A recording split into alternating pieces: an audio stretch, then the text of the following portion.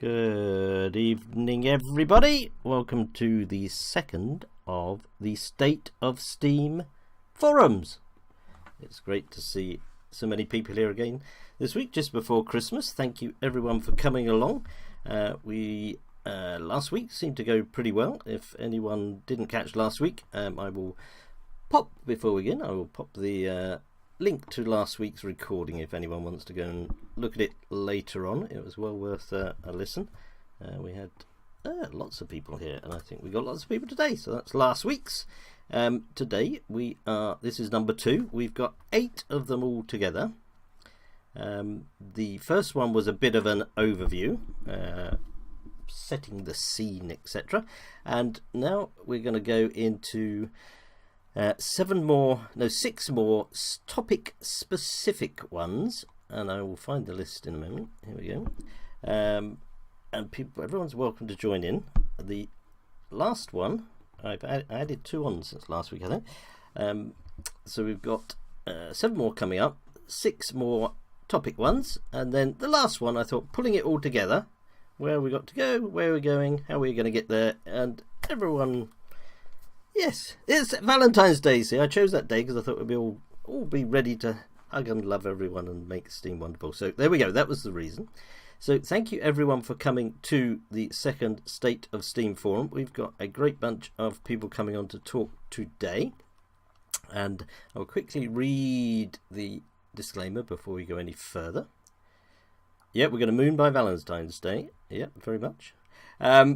MSP Waves Radio and its owners take no responsibility for the opinions or statements made by me, the host, or any of the guests. Statements and show topics are not necessarily the beliefs of the radio station. The material on the show is provided for educational, informational, and hopefully a bit of entertainment purposes too. So we're all ready to roll. We are streaming, we are recording, we've got a great bunch of people here. We've got some guests to come on. So we're getting in the groove. And last week, as I say, it was a bit more of a broad and general conversation. This week, we're focusing on technology, the technology of Steam, because there are a bunch of issues that need looking at. Some are being dealt with, but we need to look at them. These are the ones that I identified. There may well be others. Hi there, Matt. I can see Matt Starker's popping up there. So, yeah, these are the topics we're going to talk about, and just to try and give it a bit of context, I mean, technology isn't my area at all, so I've got to make some of this up, but I thought if we had a bit of a structure, a bit of a skeleton to talk around, that would be cool. That's the action plan. I've got Phil, Team Humble's going to come on and co-host with me and keep particularly an eye on the audience. Keep an eye on you as you're going to get out of sync or get wild or whatever. But we just to spot the any questions coming up that I miss. I have got my new glasses today. Hi there, Agro. I hadn't changed my glasses for 6 years, so I was always reading so well on the old things flicking past fast. But I've got my new glasses today, so we should be in better stead for that. But I'm going to bring Phil on now. If you're ready to roll, Phil, just hope you are. Here we go. Hi, Phil. Good evening, sir. How are you? I'm fine. As I say, I've got my new glasses today, so I can see a bit more of what's going on, but do feel free, if I miss anything, to chip in and shout out, because it all whizzes past very fast. So, I will DM you. Thank you. What's your feeling for today, Phil? It looks like we've got a good crowd again. I'm excited that people are coming back, especially on the 20th of December. I know a lot of people are still super passionate about getting things started, and I've seen the adapter news come out for RocksDB, so that's exciting. I'm sure that'll get talked about today. Yep. And Steam's been going greeny this last day or two, which is always good. I mean, it's gone from, what was it, 22 to 28 today. So that doesn't sound a lot, but then when you put it in percentage terms, that's you don't get that movement on your bank account, do you? So it's not a bad old jump in a couple of days, is it? If it keeps heading in that trajectory, I think that will suit me fine. Yeah, I'm kind of, I don't know, because we had that big lull period and crash, crash, crash, and down, down, down. I don't get too hopeful. I feel like a little bit pump and dump kind of situation. I'm still Yes. like looking we're like 2 or 3 days in now. We're still seeing green. So I'm like, come on, just keep going, keep on going a bit higher, please. Yeah, yeah. The dollar mark has got to be the sort of foothills of where we want to get to, isn't it? It's like, a dollar, yeah, dollar sounds a good number, doesn't it? I mean, that's where we should head to by. Well, who knows where we should head to it by? But I think if we got there by January, I'd be happy with that. So, yeah. I like Marky's Batman symbol. Yeah, I mean, I think there's lessons to be learned, right? I think we're now in a situation where if we optimize now, we get this like RocksDB adapter. If we make it super, super massive, the network, I mean, we'll just like 100x everything that already exists for next year. It'll be amazing. Yeah, yeah. I mean, I feel there's a buzz going on. I mean, some of the stuff that's... I think now that people have sort of accepted... In the past, it's like, oh, Steam Inc. will do that. Steam Inc. can do that. Oh, let Steam Inc. do it. But now we sort of accepted it's like, no, up to us. I just feel there's like a bit of a bubbling up and a bit of a buzz. It's like, yeah, it's on us. We're a smart bunch of people. Let's go out and do something. And I mean, an excellent example, I know Real Wolf's in the audience, and I think Soy Rossa and Matt are all there. I mean, the juxtaposition in time of Soy Rossa doing the...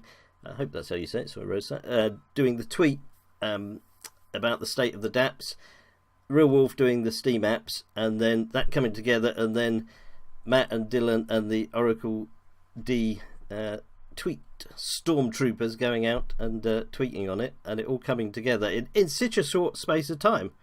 Not only did we get listed, but then we pile in at number one. I mean, you can't really ask for much more, can you? But that's all it takes, right? All it takes is to take the data, visualize the data, be in the same places where the eyeballs are. I mean, let's get people off their like big, treasure chests of Ethereum and get them actually using social platforms, these decentralized platforms, for what they're meant to be used for. Yes, I mean that state of dApps. I mean, there's others. I believe there's DApp Radar and other ones. We need to go for it. But I'm sort of trying to picture people that have never heard of Steem before. They happily look, oh, there's Ethereum, there's EOS, or that, and they suddenly say, what's this Steem It thing at the top? Hell's bells, what's that doing there? Why is that betting everything? Oh, look, there's another one. There's Steem Monsters down at number 7. Where did they come from? How are people reacting to that, I wonder? Because a lot of people just don't know about Steem, or they have a bad impression of it. But suddenly to pile in at number 1, it must have opened a few eyebrows and ears, or whatever the phrase is.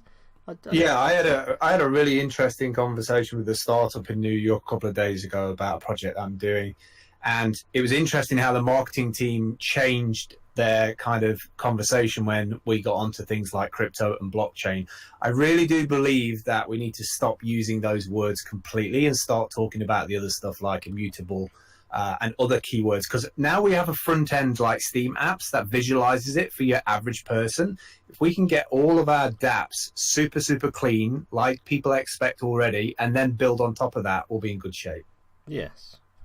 I think that's got great stuff going. One thing, I think it was you, wasn't it, Phil? At the end of last week's forum, you put forward the idea, which I thought was an ace idea, and I couldn't think of anything for it until now. Was that it would be great if we could have like one action out of these, to give to people to go away to do out of one of these forums. And I was going to ask Mark, I'll ask him in a moment when he comes on. I don't know quite the mechanics, but we've got number 1 and number 7, and I think I saw someone mention it. I mean, could we all pile in to pick one or two? What's the next one? Is it Busy or Partico or whatever? Actifit. Find a couple of more of the Steem dApps that are out there and sort of in the 10s and 20s and whatever, just pile onto them. I don't know the algorithm it's done.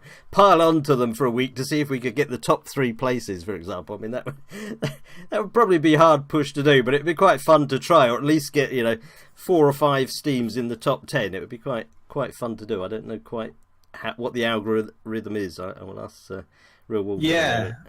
Well, on Twitch, they have a similar process when Twitch streamers are streaming and you've got a big channel with like 5,000, 10,000 people in your channel. and you go and do a thing called a raid, which is you raid somebody else's channel, and they may only have 10 people watching the live stream, and all of a sudden they end up with like 3,000 people watching. So we could try and come up with like a blueprint for what like a Steam raid looks like over a period of time. That would be cool. Yes, I think that's a good point to bring the real. I'm going to start bringing the guests on if everyone's cool with that. I'm going to bring the real wolf on first of all, and I will bring where's Matt on as well, because Matt is at the helm with Dylan of the Oracle D cracks tweet troopers. I'm not quite sure of the phrase. I've got to think of that in a nifty way. Let's get there. We go. Let's unmute. Oh, I think Real Wolf's muted at the moment. No, he's free, and Matt is muted. So, Real Wolf, hello. Oh, you're muted. Hello there. Hello, Real Wolf. Hello there. Yeah. Hello there. Congratulations on Steam apps and the work on the State of the dApps. I don't know if Thank you very much. I don't know if you caught what I was saying there. What is the algorithm or of how they're ranked on the State of the dApps? What are the parameters on that? So what I know is that they have a secret sauce. But I don't know much about it. But I know that there are a few statistics. For example, the data that you can put as a app owner. This is also influencing your ranking. I mean, do you think there would be scope for some sort of big community push to go out and sort of get several of our dApps up in the top? Oh yes, of course. I mean, it wouldn't hurt to just click on the little left smiley there, on the smiling smiley. On the there are 3 smileys, and one of them is very positive, so I will click on that one. Oh, right. Is this on this State of the dApps site or on your site? No, that's on State of the dApps. Oh, right. I don't see any smileys. Or is it when you go through to one of the... when you actually go through to one? Let's have when you click on it. When you click on the specific app... Oh, I've got you, yeah. So then you have this... Oh, Steem has already 25, so there are already people clicking on it. I've got you. Matt! Are you there, Matt? Hello, Matt. Hello. Hello. I don't know if you caught that. This sounds like a job for the Oracle D crack squad. Sorry, crack squad isn't a good phrase, is it? Nothing to do. I'll let you name them. The Storm. That's a different show. I think that comes on a bit later. The Stormtroopers, the Oracle D Stormtroopers. I can't think of the name for it anyway. You know what I mean. But yeah, do you think this is a job for the Oracle D crew to go out and lead the charge and get us let's go for the big shot. Let's get the top 10 all to be Steem, or maybe something a bit more modest. But do you think that sounds like a job for Oracle D? It certainly is something that one of our specialisms. Yes, we would normally set up a mechanism that, a place where people can record their work and then reward people for getting involved in that. So we normally have an internal team who we train in Twitter. It's not just numbers that we put on these things. These people are trained in how to write expert comments on Twitter to stand the best chance of getting recognition. And so we are able to generate a little bit of traffic onto things with a relatively small number of people. We want to extend that out to more people and train more people on how to do it. So we're looking to do that over the next weeks to bring more people on. And certainly, if there's anything like this that you guys see that you need help on, or that you think would be great to get some traffic on, then let us know and we'll take a look at it. And if we've got resources available, then I'm sure we can figure out a way to go get some traffic on those things. In the same way that Sawyer Rossa did with that great idea to get us onto Steem of the State of the dApps. We saw that and we were like, well, this is going to benefit Steem, so let's put some numbers on it. And within, I think it was in about 25 minutes, they'd listed Steem, and then there were, about half an hour after that, there were like 17 dApps listed, which was amazing work by Real Wolf and Sawyer Rossa there. But I like to think that Oracle D's traffic on that helped a little bit as well. And we've done a few things like this in the past, and yeah, I mean, it's one of the things that we can do. It's what the Steem blockchain's there for. We've got this amazing community. Let's use it and let's coordinate each other and get some traffic onto these sites. Yeah, absolutely. Yes, I mean, upon various people's prompting, I went and found my old Steam account from the back of the not my Steam, but my Twitter account from the back of the wardrobe yesterday. I hadn't used it for ages, and so I fired up the Twitter account, and I happened to mosey across Bitbacker, who you might have read what I did, but Bitbacker. This is an interesting story, which would be a great another show. People probably know about Patreon booting off anyone with any mildly different view. They seem to be kicking them out. Then people piled over to Subscribestar, and Stripe and PayPal have said, no, we don't want any of those people with weird views on there, so they pulled the plug, and Subscribestar has gone down the pan for anyone with an alternative view. And now they're going over to one of the places they're going to is Bitbacker, which takes 2 or 3 different cryptocurrencies to support people on it, to support creators. And I happened to see them on Twitter, and I thought, I've learnt from the masters over at Oracle D, and someone mentioned Steem, so I said, yes, why don't you get Steem on there? And he said, that's a good idea, we're thinking about it, you're on the shortlist. So that's another one where, probably if we piled in, we could persuade Bitbacker to put Steem on there as well. Which gave me an idea for a hashtag, which I thought was nifty. I thought it on the way back. Anyway, I think we should have a hashtag of Steem is everywhere, and we just, any place we see where other cryptocurrencies we need to pile in and make sure Steem gets on there as well. So that's we'll all call each other Jeff. All call each other Jeff. Yes, Jeff and Steem is everywhere. Can I just add to that as well, that there is, instead of us just promoting things or going and putting traffic on things and then getting listed, there is a business opportunity here that other people need that service. We're already doing this for a company who they wanted to improve the quality of the comments on their tweets. So we've gone along and we put like 10 tweets on, 10 responses to that tweet that they did on in about 15 minutes. They're great quality comments instead of the crap ones that they had before, and they love it, right? And we can charge money for that stuff. And this is a way that other people will want to pay for this service. So it's something that we're coordinating around, and there's 100% no doubt about it. We will be taking those profits that we make and monetizing those into Steem and putting them into the Steem blockchain. This is the idea. If we can use the Steem community to provide a service, we should monetize it and put it into the Steem blockchain, unless it's obviously serving in the benefit of the Steem community itself. So I don't know how we determine that, but obviously starting off on the State of the dApps, I think that's a great place to go, Pensive. So I'm making a note here Good. to try and get some traffic towards that, and then release some tasks and reward them. Excellent. And then I think we move on to DAP Radar.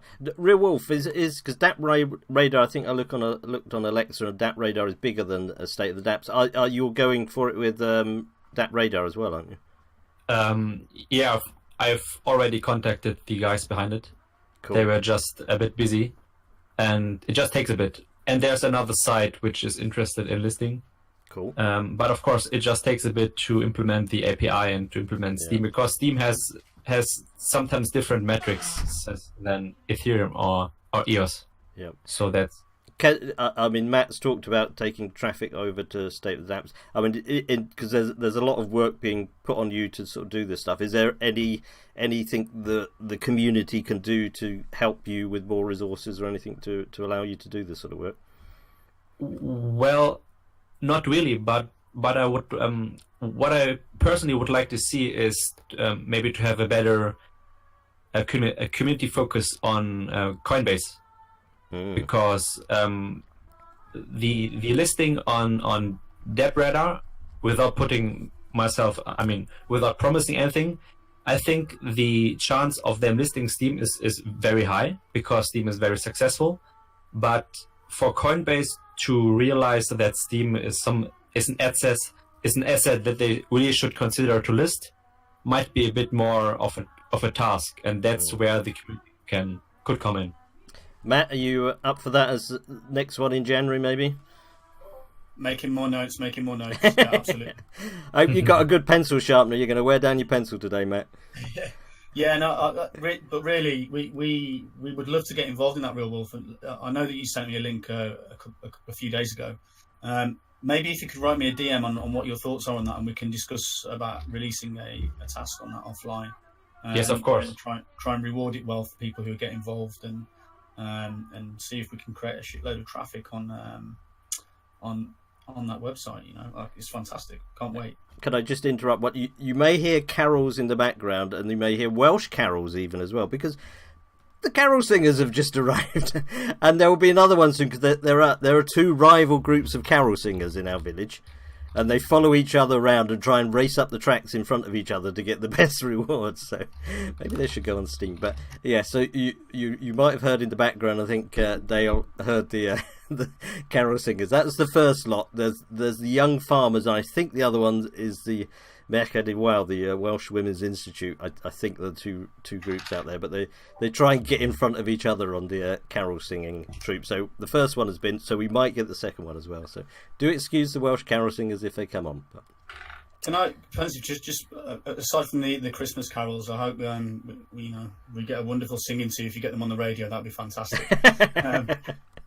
But regards to this thing with Subscribestar, I actually contacted the CEO of Subscribestar a couple of days ago, and he is interested in working out a way of decentralizing a payment mechanism, and maybe even decentralizing the store of the data using IPFS and rewarding people with Steem for storing files in all sorts of different locations using IPFS. So it would allow his content creators to store their video files in a similar way to what DTube does, really, but just on multiple servers in multiple locations. Basically, we have all of this technology ready. It's just a case of coordinating it and providing it to the right people. And so, yeah, Subscribestar is interested. Yeah, I've just seen this Steem anchor, and it looks like it's exactly what we want. Excellent. The other thing is, I'm speaking to our exchange friends at the moment. We've got a couple of clients for exchanges. One has a fiat to crypto functionality, and I think what we can do is provide as many fiat to crypto gateways on the back end of this payment mechanism using the Steem blockchain, on the front end using the storage of IPFS and Steem blockchain links, and storage of text on the Steem blockchain of these content creators' content that they want to be immutable. And we have a solution to all of this whole problem that's going on with YouTube, Yeah. And then it's a case of getting the tweet people together to go blast some links and show people that this exists. It's a separate project that I can't do today, but it's something that isn't too difficult to put together, I don't think. I think this one I really want to have a big chunk of discussion on, because I saw a chat somewhere, I can't remember where it's a sector I think Steem could really go and dominate, the sort of dispossessed, if we call them that, because I noticed I happened on YouTube yesterday, and I used to follow all the homesteaders on there, and one of the biggest homesteaders, I think he's the biggest homesteader, the Wrangler Star, who's a very modest sort of guy, and he's come out ranting against Patreon because it's been knocking off quite a number of the even quite modest and moderate homesteader type people on there. And that whole chunk of people is they're going to Subscribestar, they're going to Bitbacker, and they're looking for a home. And it would be fantastic if we really put together a sort of community package with dSound and Vim and DTube, and backed up with everything else we've got, and bringing in things like Bitbucket and Subscribestar, and putting together a whole package that we go out and offer, saying this is the place to come for the dispossessed, the alternative thinking, or whatever they are. I think that'd be a great opportunity, but that's probably not for today's technology show, but that's definitely something we want to talk about, so I'd love to talk more on that one. So yes, some stuff to do there, I think, on pushing those. So thank you, Matt. Thank you, Real Wolf. Do stay there. I think we're going to sort of start to move into the chunky tech bits now, which I don't know a lot about. I know the words, but I have usually no more than knowing the words, I'm afraid. Chunky tech. If anyone, Clicks Money just asked me in a message about asking questions. If anyone wants to ask questions, if they write them in the chat and tag them to myself and Team Humble Phil, we're both looking out for them. Just write in there, tag us both, so we try and spot them. At the end, depending how timing goes, there may be space for other people to come on and talk as well, but we're probably not going to go nearly 5 hours again this week. I was wearing out by the end, but we will see how it goes, because we do have the 2-hour gap afterwards if we need to. So the tech questions that I'd picked up, I mean, there may well be others that we need to look at, but in my minimal tech knowledge, there were four, if I find the right page. There were four things I thought we probably need to look at. There's RocksDB and nodes, which obviously there was the announcement about Myra yesterday. There's the whole issue of SMTs and whatever variants they are. Resource credit delegation pools and all that stuff I think is quite an important one. And leading on from that, account creation, particularly after Paula G's post the other day. I'm not quite sure. I mean, I put out this thing here, as I say. This was really only to put a marker in the sand and say, let's try and structure something. I mean, it's beyond my pay scale, I think, beyond my pay grade to actually do the stuff on these. I know nothing about them, but I just thought we need some sort of structure to start bringing these, putting it down on paper or whatever we put it down on, and say, these are the things that need to be done. Who's doing them? If no one's doing them, can we find someone to do them? How are we going to do them? If plan A doesn't work, what's plan B? Because otherwise I feel they just sort of wander around in the mist. So that was my sort of idea, and people might think that's a totally crap idea. I don't mind.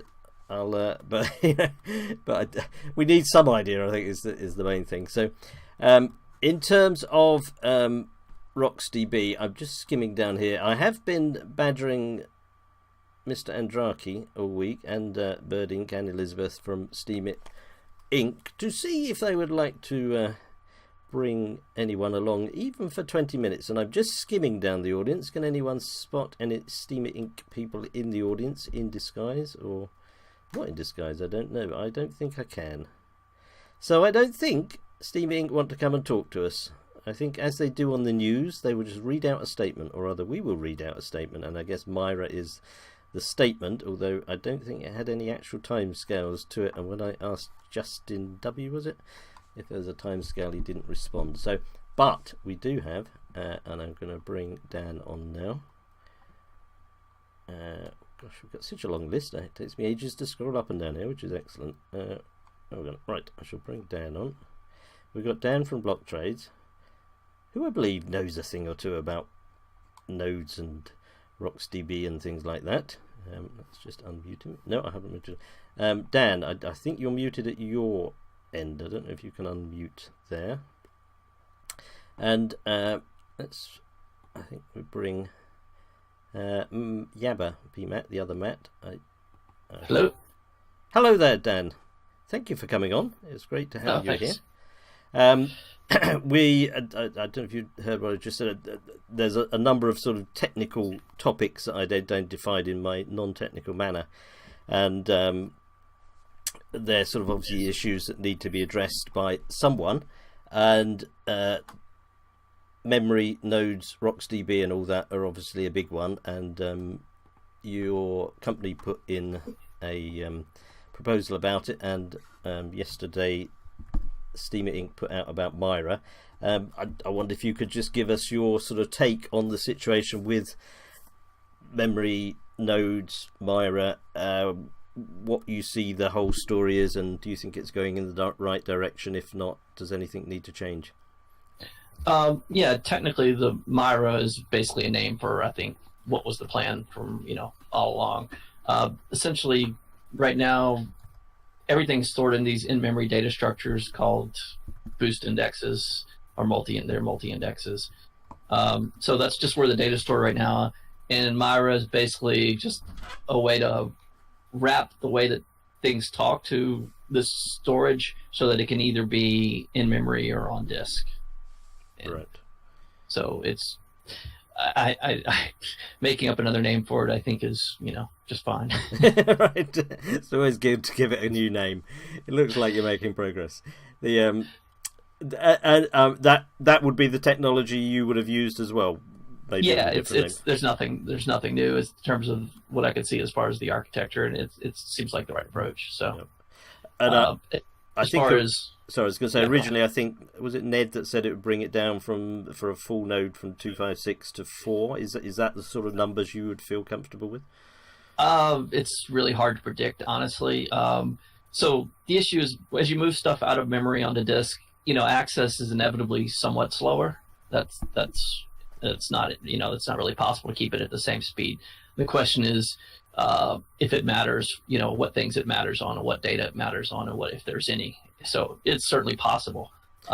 It's just hard to say without trying. So do you have to keep sort of key bits of data still in memory, but you're always going to have to keep something stuff in the back end?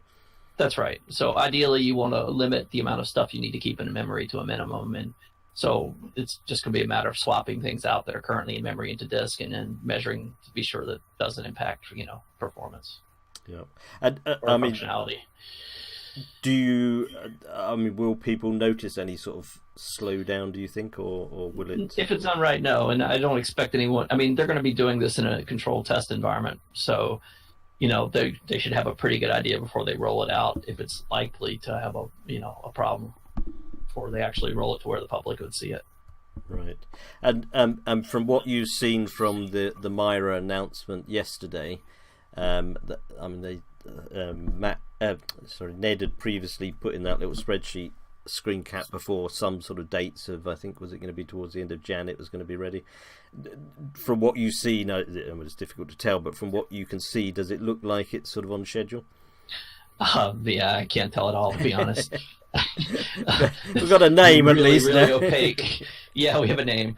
I'm sure there's code going on. I haven't even bothered to look at the repo, honestly. But the trouble is, it's difficult to predict how long something like this is going to take because you don't know if everything is going to go smoothly. So when you start moving this stuff out the disk, if it's all just smooth and easy and turns out you don't have to tune anything for performance, maybe it could go quickly. And there's a best case world in which the date they set is achievable.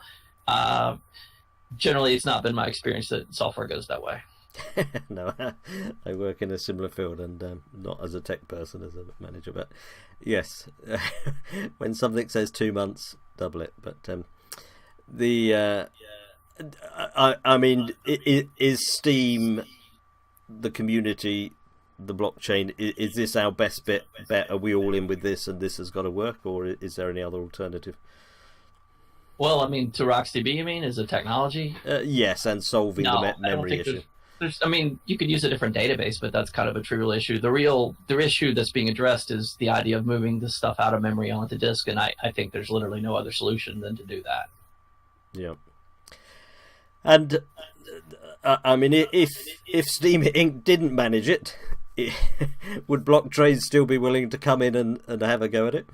Yeah, sure. We've got a big investment in this technology, so certainly it doesn't make sense for us to be doing it if they're doing it because it's just first of all, it's a duplication of effort, and I don't think that you can't really incorporate two different competing implementations of it. Yeah. So once they said they wanted to do it, I thought, okay, that's it. They're going to do it. So there's no point in us working on it too. But yeah, if they need some other party, we can always talk about. I think they're going to finish it, however long it takes is my feeling. So I doubt their timetable, but I think they'll keep working until they get it done. Yeah, we'll lock them in the room and don't let them out until it's done.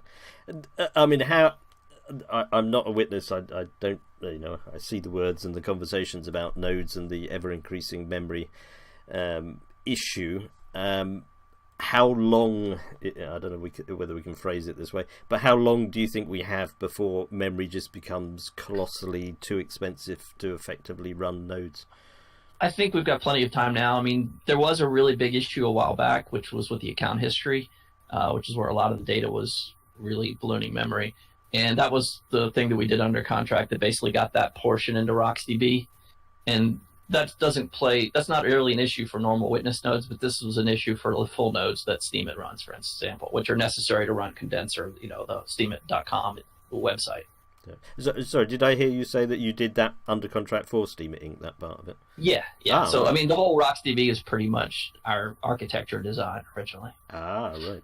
So we were doing some other stuff for them, and so our team kind of identified. They've been talking to Justin, who's kind of manages the infrastructure for the for Condenser, all the juicy and all that stuff. He's one of the guys deep in that. So and he he had reported in channels there that it was starting to take up a lot of memory, and our team was looking at the growth, and they're like, yeah, that's going to be a real problem before long. You're going to run in the range where your servers you're not going to be able to buy servers that can really handle this amount of data anymore. So they talked about it some, came up with a design for solving that problem, and basically proposed it to Steam it back then. This was probably well over a year ago, maybe. Oh, right. Yeah. Yep. And so basically the idea was, they proposed the whole thing, basically what they're doing now. But as a stopgap, the first point was, to prove the RocksDB technology works in terms of performance, let's start with the biggest issue, which was the account history. And so they implemented that and got that working. And then we were like, well, let's do the rest. And at the time, Steem wasn't interested in that. They wanted to do other things. Yeah. I mean, in some ways, we got lucky. I don't know if this is true or not. We got lucky in that activity on the blockchain has declined with the declining price over the last few months. It certainly helped. And that, of course, the RC stuff was another way to solve the problem. Not the ideal one from my point of view, but better than nothing. So. Yeah, and if this comes off as planned, I mean, do you see this being, good enough to last, 10 times, 100 times, 1,000 times? Oh yeah, I think this will probably pretty much solve the problem. I think entirely for memory for anywhere in the near foreseeable future. Yeah, and Eric, a Nomad Soul has put the question there that. This, from what you know, I mean, the exact numbers. Yes, whether the answer is yes. So, even if you're number 100, you could afford to, hopefully, if the Steam price doesn't go too low, you could, even if you're down at 100, you could run a 4 gig node or whatever. I mean, is it that sort of opening up? And I mean, it's presumably a very good thing from a decentralization point of view that, nodes can pop up everywhere. Yep, exactly. And I mean, a witness node will need even less, presumably. I mean, a full node is sort of 256 or something, I think, and a witness node is about 64 gig, is it, at the moment? So they both would reduce in proportion, would they? Yeah, that's right. Ah, right. So maybe we'll get to the point where everyone is a witness. I mean, that'd be the ultimate decentralization. Where you can at least run nodes. So running a node, even if you're not a witness, can be useful. Yeah, so you can only sign up and get rewards if you can rely on your own structure. If you run your own node, for instance, you don't have to point to someone else's. You basically just appear on the network, and you're not pointing to someone else's node and trusting that they're keeping it up and reliable and everything. That would be quite cool to have like 10 million mini. Well, we haven't got 10 million. It's kind of the idea behind behind the whole cryptocurrency peer-to-peer networks originally was that everybody would run their own node. Shocking as it may sound to us nowadays, that was the plan. and so, I mean, everybody would have their own Bitcoin node. Yeah. So I mean, if you have it, I mean, most people's computers. At 4 gig these days, you wouldn't generally buy a computer with less than 4 gig. So, could you? I mean, could you use your PC at home and still do your word processing and stuff? Or sure. So you could get to the point that I mean, is it something? I mean, I'm not sure. Is it some guy 123 does the sort of little packages for witnesses? I mean, could people actually make something so simple with a press 1, press 2, press 3, and away you go? Absolutely. And that would be quite cool. And from a bit of a sounds very mercenary from a sort of PR point of view for Steem to have the sort of biggest. I mean, number of nodes. That's actually a significant. That's a measure that is often used for measuring a decentralization of cryptocurrency. Is the number of nodes that are running. Right. I mean, my knowledge is quite limited in this. I mean, are other blockchains doing this, and I'm just sort of talking about something that already exists, or would this be quite unique? No, some of the. I mean, sure, you can download a prepackaged Bitcoin node now and run it. Unfortunately, it takes a heck of a lot of disk space, and it's take quite a long time to sync up. But you can still do that, and it's just a prepackaged program you download and run. So would that be something worthwhile for the Steem community to start doing with if this RocksDB works? I certainly think so. Yeah. Yeah. Cool. Yes, we could. Get little packages, 10 Steem, here's the instructions, away you go. That'd be quite cool. I think that'd be cool. Good. Right. I don't know if you're okay there for a moment, Dan. I've got Matt here, and I'm going to bring on other people. Would anyone else like to talk about RocksDB and Myra and nodes? I'm just going to bring the other people on as well. We've got Matt. Are you? No, you're muted. You're on. Matt, Yabba Matt, as opposed to Starker's Matt. Would you like to say anything on nodes, Matt? I mean, I would mostly just echo what's been said here. Obviously, the more and easier it is to run nodes, the better it's going to be for everyone. And like Gandalf said in chat, it doesn't, the kind of model we have now where it's just a few people are able to run these full nodes that run everything isn't really the way that this should work. Like every app, every service provider should just be able to run their own node that uses whatever, what are they called? Services or plugins that they need. So, Steem Monsters should run its own node that does its thing, and, Steam Peak and all the other sites should just run their nodes. Right now it's a bit prohibitively expensive to do that, but that's hopefully what will happen in the near future. How many full nodes do we have at the moment? I mean, we're sort of teetering on the brink, aren't we? I don't know if anyone can answer that in terms of numbers. We're quite close to the edge in terms of the numbers of nodes we've got running at the moment. It's not just the number of nodes also, because I think a lot of, I could set up a node by some beefy server, but that really couldn't handle very much traffic. There's some people that just set up a full node and they say, hey, I have a full node, and, give me witness votes. But if it ever got any real amount of traffic, it either has to limit it severely, or it just wouldn't be able to handle it. So, that's why most everything uses the Steemit node. Recently, Steem Monsters is using NEX's node, which I was saying Onyx, but apparently he's pronounced NEX. And he's done a really great job of kind of setting that up in a very performant way. I'd be interested, Dan, Block Trades Dan, if you're still here, if you have any comments on Juicy, because I've heard a lot of bad things about that, and NEX supposedly has a better version that he's working on. I know what Juicy is and everything, but I haven't certainly never measured the performance of it or anything like that, so I probably can't say too much about it. Yeah, Mark, I think, has played with it, and he's said he had trouble using it. I know Steemit does use it, so...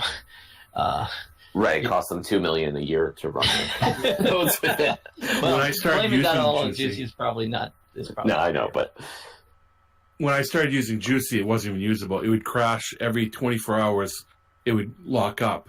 And I believe the reason why Steemit's able to get around it is because they have a cluster of them, and they spin up and down. So they don't stay up for a long time. I do know that they had to be able to do that. Yeah, they fixed that issue. And then they fixed another issue where it would give you tons of times outs. Once those two issues were fixed, it's become very usable. I run a bunch of Juicies, no problem at all.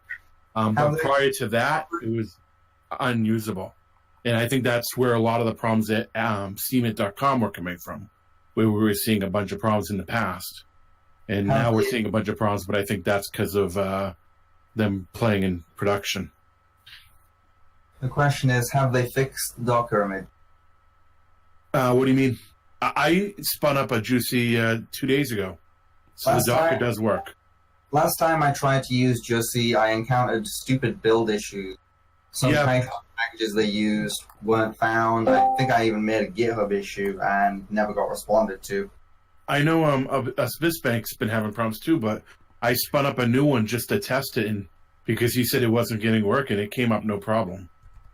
It will be quite useful if it's working again. I recently got the Privex RPC node up, not public yet. Apparently, you can in fact use 8 NVMEs in RAID 0 and resync your node in less than 24 hours. Yeah, you can get it down if you use the command line parameters to skip some things. You can get it done underneath 24 hours. I also split it so that the account history and the follow API split off into a second node. The idea, because that's why I was hoping Juicy was fixed, because then I can combine the two, right? Yeah, that was I've played around with that, and that's what I do on one of them. And I did do routing across multiple servers that didn't have account history and stuff like that. One of the problems with Juicy is you cannot specify a port. So it's locked to 8090 or HTTP only, HTTPS. It will not allow you to point to 8090. So for some situations, you basically have to run Nginx in front of the node and then have Juicy, which has Nginx in it as well. And if you're trying to do some other things, it gets complicated, like have more than one node on the same box, use a virtualization or something. You run into problems. That's where NEX was having problems too as well. Right. Because I run my Steem nodes. I run the two RPC instances using Steem Docker. So they are in Docker, which would make it quite easy to slap Nginx on top. I know NEX has done some stuff and has seen 10x performance over Juicy. He wrote his own version in a day, is my understanding. 200 lines of code, and it's 10 times faster, and it has some of the routing. But the problem is the API is so problematic that needs to be fixed before dealing with that. Can I ask a sort of broader point on this? Because I mean, at the moment there's sort of two sources of development. There's Steem Inc. that we've sort of by and large historically relied on, and then there's developers within the community. Steem Inc. sort of does their thing. We wait for it, we use it, and it works or it doesn't work. Is there a sort of coordination between developers within the community? Is there a Slack group, or is there a place? I think there's a Steem Dev Slack group. I mean, how do people sort of talk about and say, "Hey, I'm doing this. What do you think? Is this a good idea?" Or do people just sort of pile in, do it, and say, "There you go"? Is there a sort of coordination goes on? We do have some Discords. And do they work to coordinate what people are doing? Or? I'm not sure about that. I would say you also no. have GitHub too as well, which is where a lot of this happens too. If you're talking about coordination of work effort, I would say no. And Dan, do you think that is something, particularly if the community is going to start picking up more as Steem does less? Good idea. Is that something that's needed? That more of? It's needed if you can. It's needed if you can get enough people willing to be involved. I mean, that's what it comes down to. I mean, people are often willing to work on whatever project they want to work on, but if you want to get coordinated effort working on something, you either got to get a bunch of people who want to work on a particular issue, or you just got a bunch of people who just want to work on the code and are not dedicated to working on solving some particular problem they have. And most of what you see now on Steem at code development, other than from Steem itself, is usually someone who's working on whatever problem they actually have. Yeah. And I mean, do you think that will work going forward, or do you think something different is needed? Well, the whole process definitely needs to be improved, I think, but it's not an easy thing to do. Yes. Cats came to mind, but we won't go there. I mean, and I guess that there's also two sort of parts of this, because there's developers that are not witnesses and there's developers that are witnesses, and I don't know if that is an issue, or if that is a differential or not. Conceptually, witnesses and developers are supposed to be entirely separate, at least for a long time. There was an original idea when Steem was first launched. I guess when there was a kind of idea at the time when the witnesses were paid quite a lot of money that they should be doing something beyond just creating blocks. And so I remember this time, Charlie, people have been there a while, will remember that basically witnesses were announcing what initiatives they were doing in terms of code development. It wouldn't necessarily be to the Steem code itself, but it might be to, plugins or other types of things that would hook up to, things like SteamPress and stuff like that, actually. Some of the things that have been done since by, people. But that kind of idea went away about the time they severely chopped the pay to witnesses, I don't know, well over a year ago. I can't even remember how long ago it was. I think it was hard for 16, right? It was, yeah, probably. Can I ask Hilo? I don't know if you can unmute Hilo, because Hilo, you're the witness, or you run the witness for Utopian, and I think Ilya couldn't make it. Diego couldn't make it today. Do you see any? And I don't really know the whole picture enough, but is there a role, a space for Utopian to sort of somehow be a framework for bringing all these different developments together? I do think so. I mean, there's a way. I mean, a team of people could plan task requests, and task requests could be made that would drive the development of the blockchain in an area that we would like to go forward. And then it's just managing the people, and the people manage themselves. I mean, they like to pick up a task, they can do it, then they get rewarded for it, if the reward part was the motivating factor.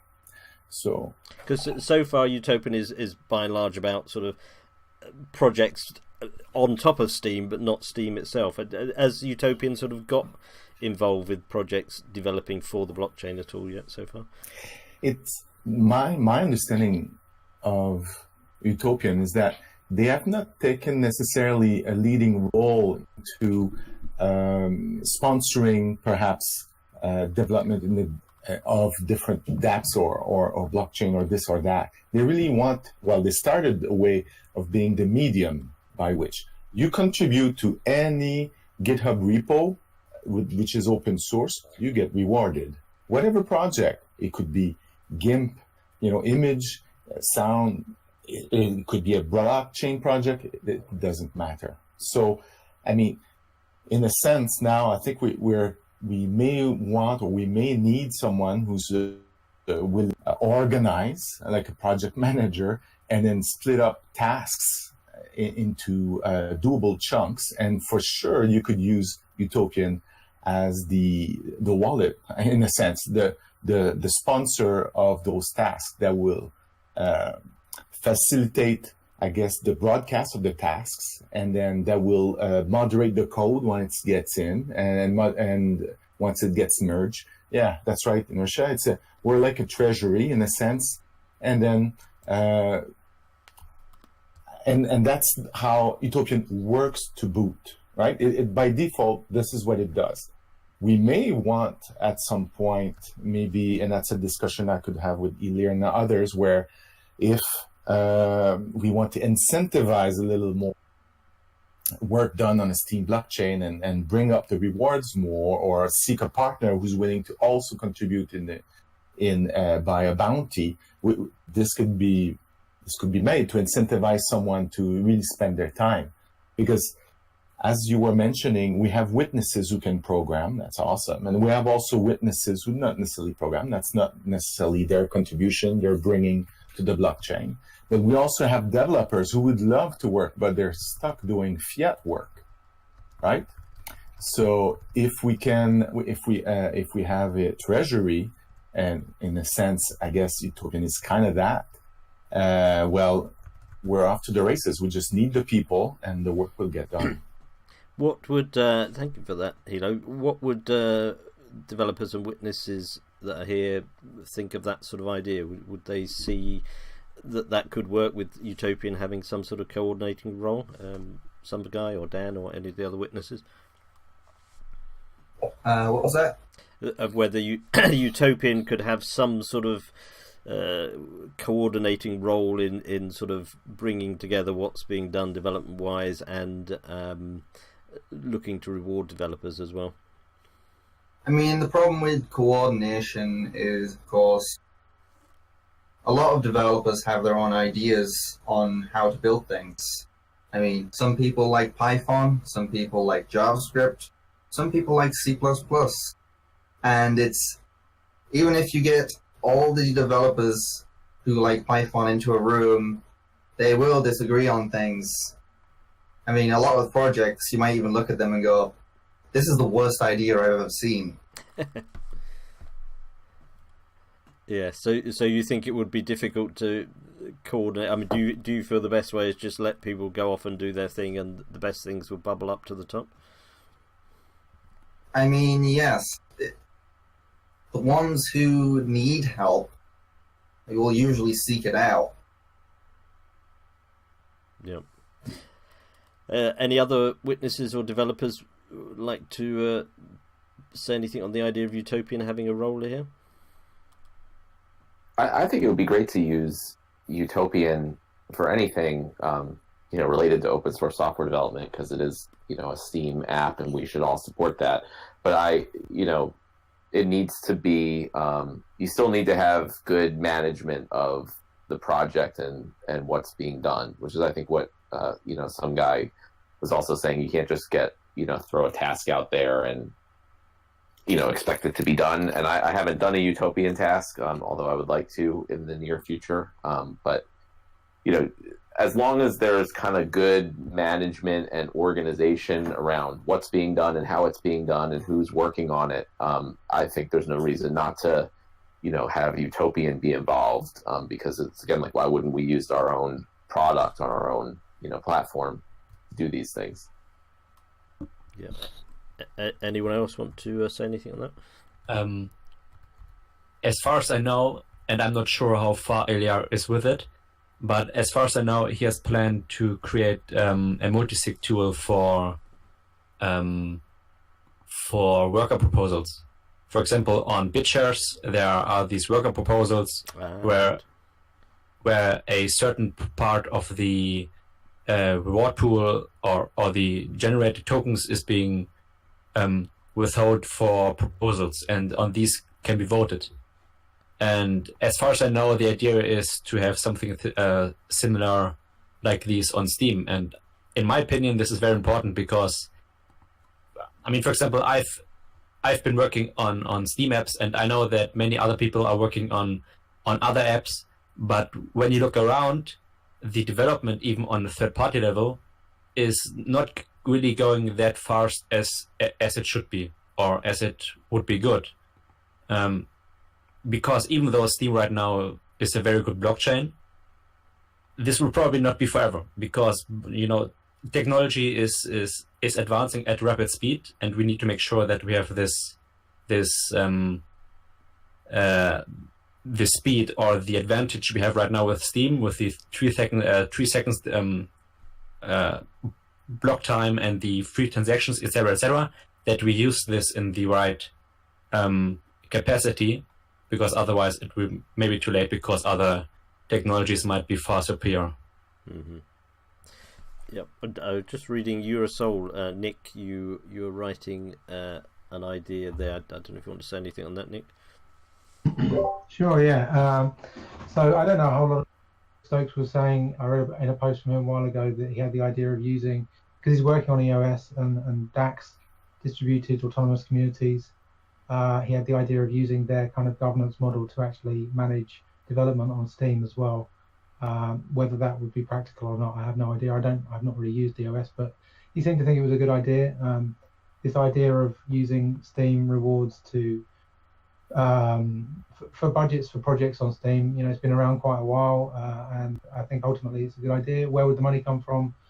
When the token price was high, I suggested taking a cut from witness budgets, but at that time I was miscalculating how much top witnesses actually get paid. I thought they get paid more than they do, so maybe it would have to come from the rewards pool. Maybe we have to have a big rethink about all of that. Part of the difficulty is actually seeing all of the data and all of the numbers and having an overview of the whole system, which I don't have in front of me right now. But if we're talking about that kind of thing, we really need to be able to see all the data and the costs and so on. Yeah, because I guess, and I think I alluded to it in the sort of action plan idea I had. One is identifying what needs to be done, who's going to do it, and then the other one is the other part of it is the resources, and resources may be technical, but they may also be financial as well. And somehow, if the Steem community is going to take on more of this sort of development work in a sort of most efficient fashion, I guess something has got to come out. We can just go with the flow and people do things as they see the need and have the time and energy to do, but that's possibly not the ideal or not the most effective way of going forward. I don't know if anyone's got any views on whether we just we can go as we are going, or whether do we need something more. I think what you're saying, Pensif, is that we need some kind of project manager, someone who has the ideas and the knowledge and the will to split the tasks up. That's one resource that we need that could manage this in a sense, and we need the financial incentive to pay this person to do this on a full-time basis. And I think we could use like Fundition, for example, which is another DApp of Steem, to raise some funds and even collect some fiat at different level in Steem and delegate power, all this into a treasury to pay this person that could then distribute the tasks that Utopian could reward people doing these little bits. And he's the one gating the stuff, merging what's accepted, making sure that the task requests are detailed enough so that he gets what he wants. Anyone else got a view on that? Matt Starkers, I mean, you're a non-technical person, but you're a business person. Do you sort of have a feel, or because I mean, particularly the Steem It Business Alliance, I don't know whether that will sort of touch on this sort of development technology side of it, or would it be more outward, sort of going out and looking for business opportunities? Oh, you rustled there, Matt. Are you with us? Hello, yeah. Sorry, I think my computer had a bit of a bug. It's okay now. So it's really interesting listening to this conversation, and I appreciate people talking about this stuff. From my point of view, there definitely needs to be some sort of community-sponsored, centralised organisation to this, a funnel through which ideas are put, and the community can decide what is funded. There's been so many ideas about splitting the rewards pool. I noticed the Real Wolf's comment above about assigning different percentages of rewards to different parties rather than just the witnesses and just the content creators and curators at the moment. The question is, how do you organise it? To what extent is it controlled by any individual entity, and who decides what gets put to the top, and then how is that funded? Right? If we can answer those questions, we can come up with a working solution. The problem is that, well, the way I see it is something like Utopian is already ideally placed to do this type of thing. It seems to me that they have the skills, the developers, a lot of the tools can be developed through them already. And the way I see it is they have a huge delegation from the community, well, from Steem Inc. And so they have the ability to fund certain things to do these ideas. And maybe there's a way that the community can work with Utopian to share ideas that the community puts to Utopian and then have that funded through the Utopian process. Paula, I mean, I saw, and you mentioned before, the sort of idea of departments. Do you have I mean, you're a witness, you're a community witness, as opposed to a sort of dev witness. Do you have any feeling on how this might work, how it might be organised?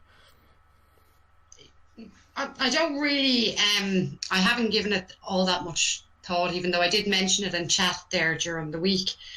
You know, if it's to be done on the chain, as the Real Wolf said, the distribution in new coins minted is going to have to be changed from its current ratio. But maybe there's something that we can do off-chain like Utopia. Again, I think it's really up to the community. It would have to be put to, well, obviously it would be some type of fork or some sort of change if it was to go onto the block, so it would need to be accepted. So it would really have to be discussed quite heavily. Yes, I mean, it's... We just don't have a structure for doing this, which is the tricky thing.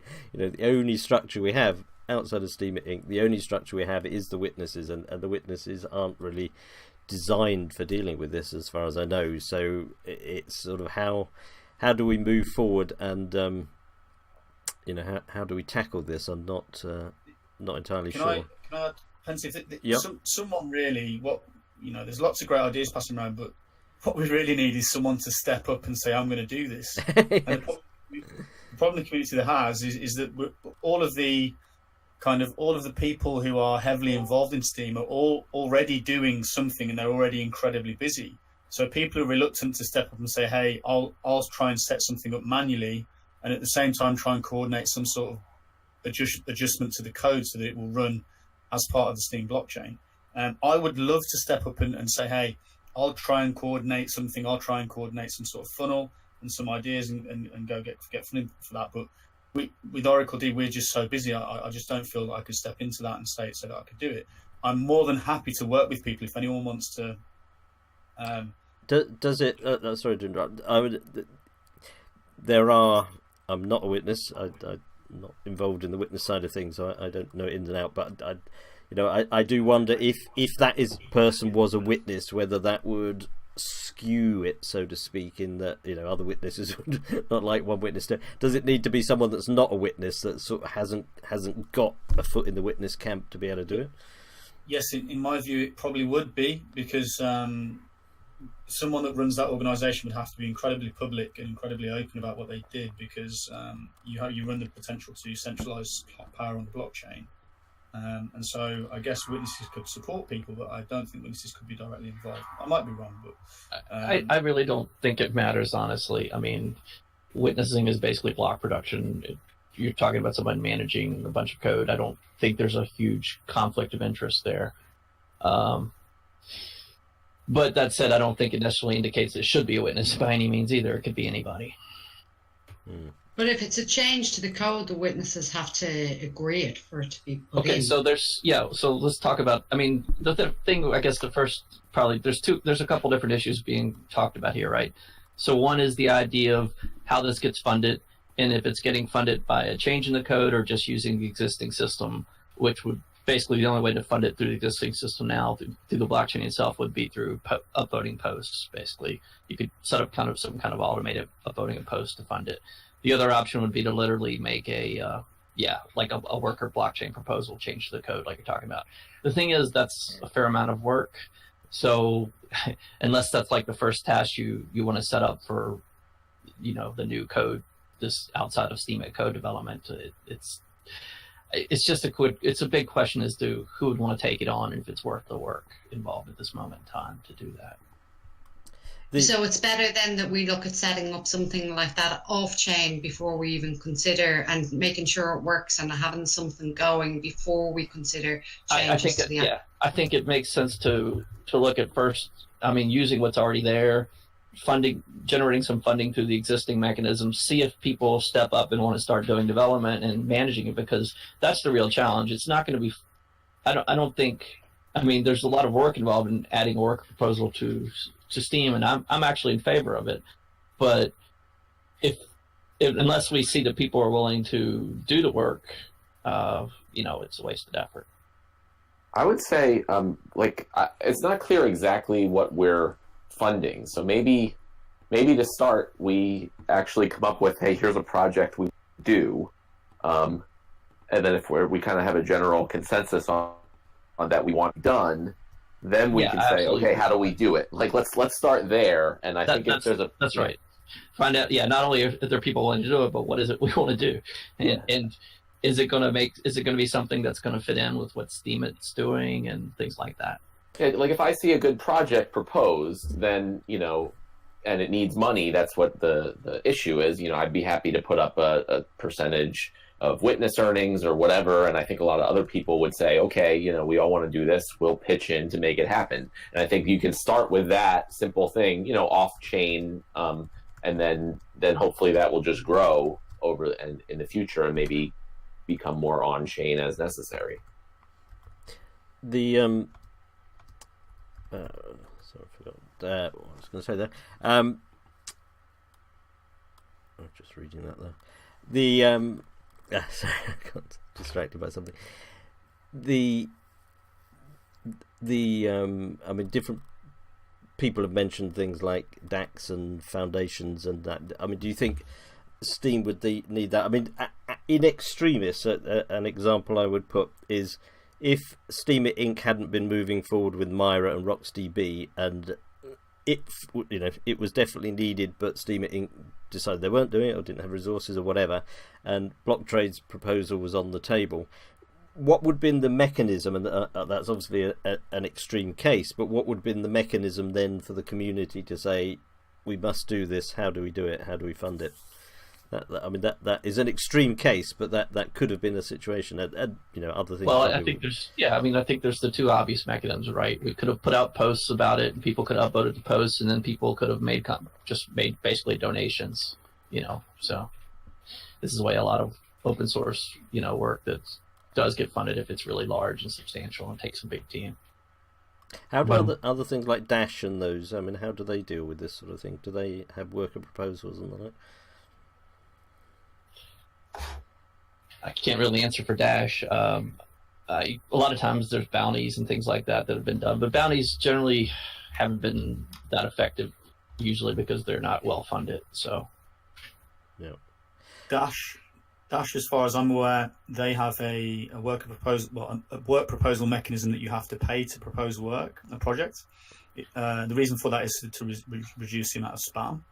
And then if the community decides that project is acceptable and good, it's going to be good for the community, some of the new Dash is issued to meet that budget. And then that budget is re-revised after 3 months, I think it is, to check to see if that project has been successful and met the requirements that the communities that it's promised to the community. And essentially that is something that I think is what we're talking about here, basically, on Steem. Apart from that, it's built into the Dash protocol. This isn't built into the Steem protocol, but it's really refreshing to hear someone like Yabat Matt as a witness say, if there is a project, I would be happy to put some of my witness rewards aside to help fund that project. And if other witnesses got involved in that, you essentially have the same mechanism that Dash does, just it's done manually, not through the protocol on Steem. Okay, I have a question against for that, because I mean, we're talking right now about the witness rewards, which were already cut, right? And for example, EOS has a 4% inflation rate that is going directly for worker proposals. Now, I'm not sure how much they funded yet, or if they funded anything yet, but in my opinion, the inflated Steem, that is, I mean, the newly generated Steem, isn't that the perfect use case for incentivizing developers, those who might be even on Steem yet, or who are not yet on Steem, to create great apps or great services for Steem, or great products. Can you just clarify that a bit further, Real World? Quite understand. Do you mean that we should use the upvoting mechanism to support projects? I appreciate we do that already, but I don't think we're very good at that. That's the problem.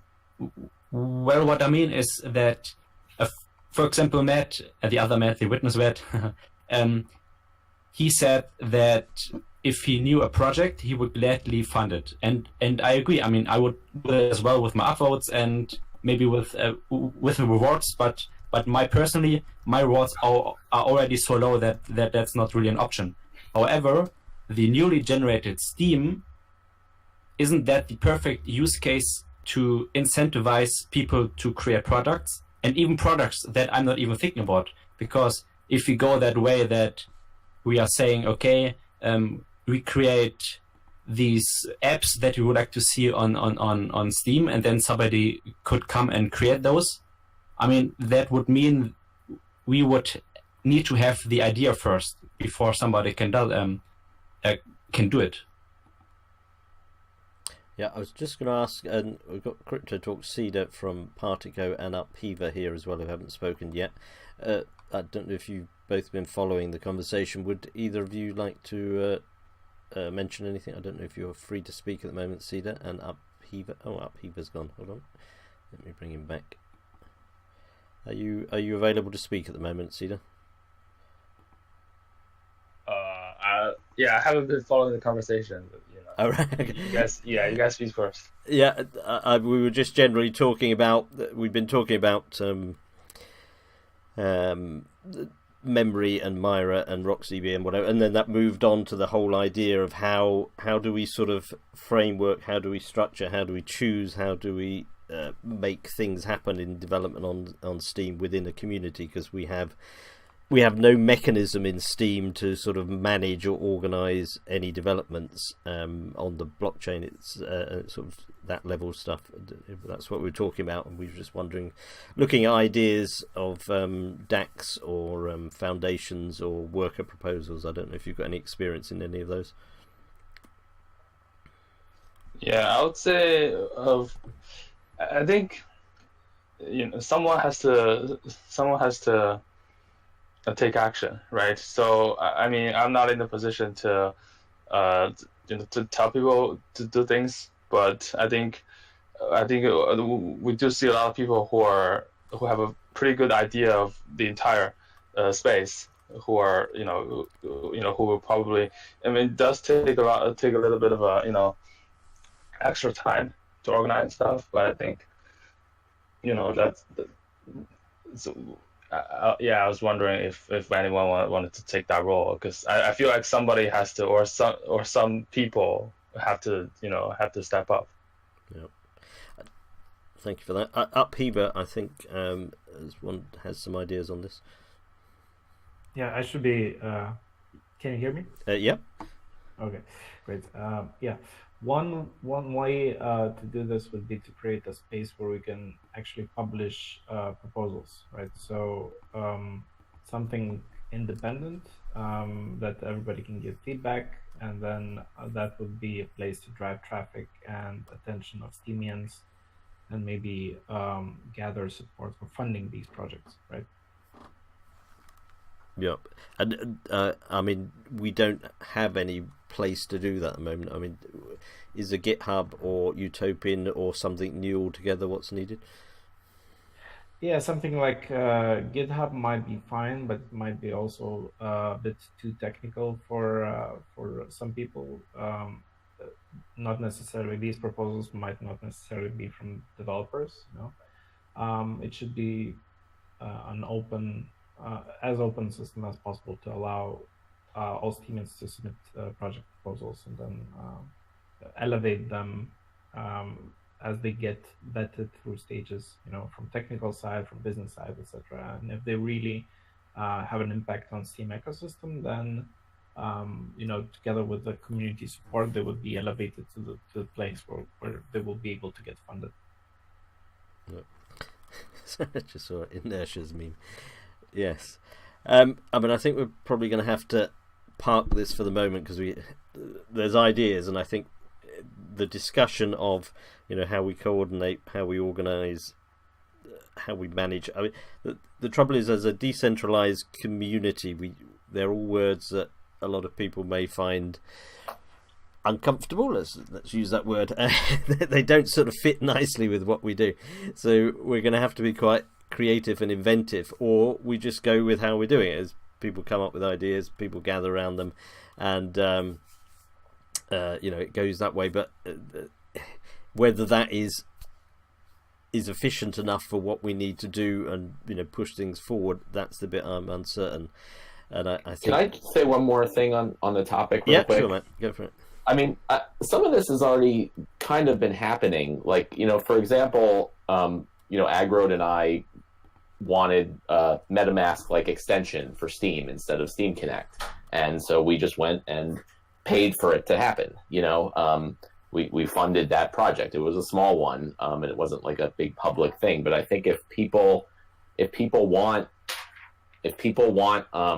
that to happen, people need money. They have an idea. They say, hey, I want to do this for Steem, post about it and say, hey, I need funding for this. I think they might be surprised if it's a really good idea what they might get. Yes, I mean, we do have that mechanism here, and most of the time, I guess that would work. I guess it won't always work, but most of the time it might. I think that's the point, that there are a lot of people that come with ideas and projects and blogs that don't ever get seen, and there's no way we can see them all, because there's obviously more users than people with the money, right? The whales are a very small group of people, and they can't possibly see all of the people posting. So what would work better is if we have, it probably just needs to be an account called Steem Proposals, right?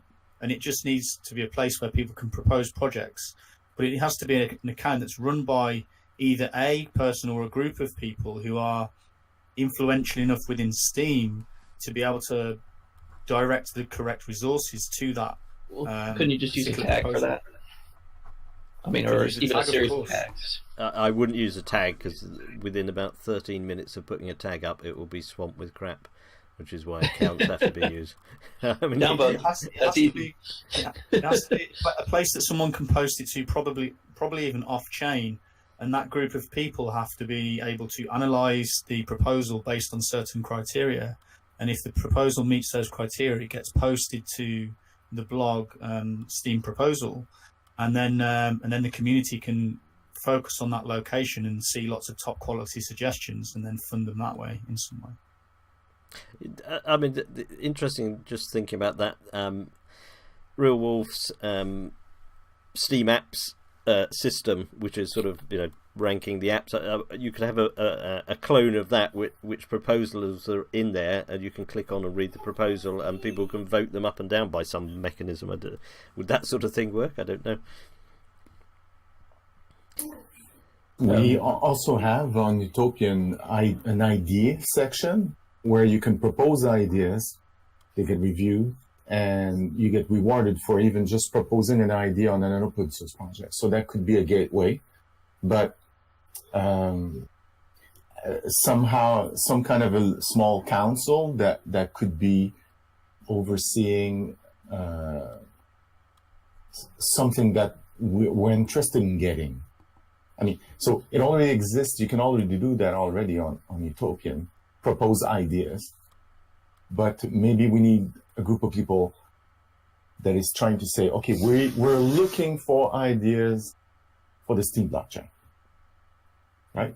Utopian, though, requires a certain level of finality. So when you're submitting an idea to Utopian, it gets evaluated, and then you get the score and an upvote, and it most of the time ends there, unless you are submitting a follow-up post, second, third, fifth, and so on.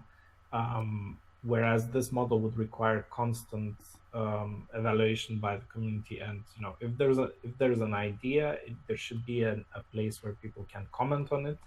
Of course, that's available on Utopian post as well, but you should be able to change it and modify it in order to improve it before it actually goes to production, right? It could be Fundition. Did anybody talk about Fundition and how it could be used for?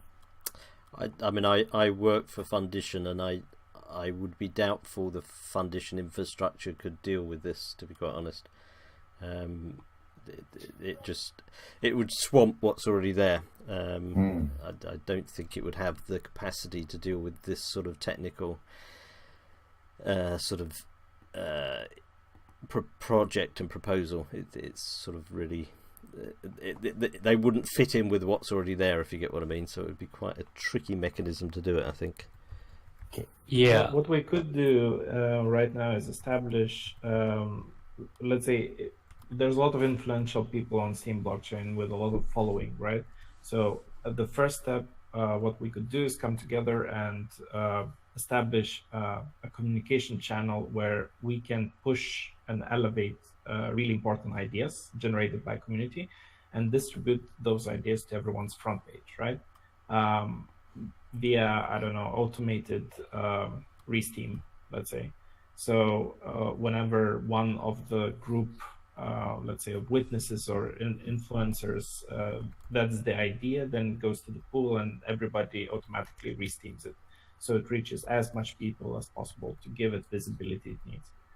And then we take it from there. We see how to fund it. I would actually suggest that we look for ways to bring external funding into Steem projects, not look at funding these projects from internal Steem reward pool, but rather find ways to bring external money in.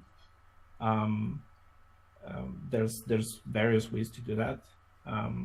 Looking at generating funds outside Steem and bringing those into Steem infrastructure. Yep. I'm just going to hold it there for 1 minute. I mean, various people have mentioned that both Andrew Andraki and Ellie Elizabeth from Steem Inc. are here. I've been chatting with them on message. I don't believe either of you want to speak on air at the moment. You're both welcome to if you'd like to, Andrew or Elizabeth. I don't know if either of you want to. I think you've both indicated that you don't particularly want to speak other than just listen in at the moment. But if you do want to speak, you're welcome to give any sort of updates or any commentary. But you're welcome to if you'd like to. Phil, I've been trying to keep up with the chat. Anything you particularly picked up in the chat that we haven't covered so far that people are asking a lot about, Phil? I'm kind of overwhelmed by the amount of options. It's almost like we need a way in each one of these forums to list almost from a poll perspective, so people can vote on those things and then granularly fine tune the questions, because everybody's got like 1,000,001 opinions about it, and they're all valid and they're all useful, but it doesn't move it on further. That's the problem. Yes, I mean, we've heard quite a few different varieties. I don't get a sort of feeling of one moving towards any sort of consensus view. I don't know, would you agree with that, Phil? There doesn't seem to be an overall winner, so to speak, in terms of what to do. Not that I see, no. I think it's unreasonable to expect that there's going to be a conclusion today on this topic. We were hopeful. We thought, oh yeah, bang it out. There we go, sorted. I think what needs to happen, Pensive, from this series of discussions that you're having 4 or 5 weeks or so, maybe if we can find someone to make a list of notes of ideas or something, or maybe we can all make a blog and comment on that blog with the ideas, sort through them at the end of the 5 weeks, and then put them to the community in a summary and say, right, we're looking for people to take action on these, and then have the next show as the people who are happy to step up and get involved with those things, who have the time and resources on their side, and allow us to come listen in and comment, and then actually from that show you get a set of actions that are going to happen from people that want to get involved with certain things. One of those things I could help with, actually, in terms of using Anchor, if anybody's seen Anchor FM, if you got those community groups down, you could do those into like little podcasts so that people could tune into those from their phone and reply back to it as well. So they can leave their opinion as a little voice comment that then can be put into the next week. Yeah. I saw, I think I saw there a minute ago, Agro said he wanted to form committees. Was that... I'm just flashing. Do you want to come on, Agro, and mention anything? I see you were hot there. Do you want to say on that? Sure. Yeah, I ultimately think that one of the ways that we can progress this thing is that we actually have to get work groups formed and people on committees dedicated to doing this, like every other nonprofit, like every other business, like every other group on the planet. You form groups to make plans and separate it out. So I think part of the goal should be, how do we figure out what are the key areas that we as a community need to explore? And in some ways, imagine a world without Steem it and say, all right, just a little bit pretend that they're not here. And then what would we do as a community if we needed to go get development work done, if we needed to go progress the blockchain, if we needed to change curation, whatever it is? I think we need a handful of committees where, it's voluntary to be on them. Maybe the committees are able to go vote some people as chairs, and then we can start figuring out how do we actually plan around and solve these problems as a community. And hopefully some witnesses will join those. Hopefully we figure out how to have a multinational audience for that. And the groups can go publish some of their findings of, we spoke for a couple of weeks to try to figure out what we need. We got some cost estimates of what this would take or how much time we think it would take. If there are certain projects that need to be started, you could figure out how much manpower or try to find some people that could lead them. I don't know. I think it's going to take some working groups, because that's how planning actually happens. You meet as a group, you figure out your criteria, and then you work to execute on it. I mean, I would certainly go along with that. I mean, the trickiest bit, I suspect, is not the difficulty of finding people, but the difficulty of selecting people, because I've got a feeling there'll be more people want to be on them than they can comfortably deal with. How would you inevitably see, and I mean, it was something I raised last week when I started these forums, and I would reiterate now, I'm very conscious that these forums have a massive imperfection, or two massive imperfections. One, everything is being done in English, and two, the time frame knocks out most of Southeast Asia, which is a very active area for Steem, and people that are at work in the Pacific coast in the States. So, but then whatever time we do, we'll have an issue, unless I have thought of swapping the time each week between the different forums as one way to deal with that. But I've spoken to some of the ambassadors and witnesses in Southeast Asia. Their feeling was they were going to run sort of parallel forums to this over in Southeast Asia, and then somehow bring them together. But if we set up, as you mentioned, to make them inclusive, how would we go about finding, we've got to choose what what committees we want, and I think Eurosol said we need a committee to choose the committees. So how would we choose what committees we need, and then the much bigger problem of how would we select people to go on them, and you know, all the things of how long would they serve on them, and so on and so forth. That would be a daunting task. Fascinating. Maybe we have a talent contest. Some sort of the best of Steem, and people have to come and pitch their ideas. I don't know, but you know, how would we select people?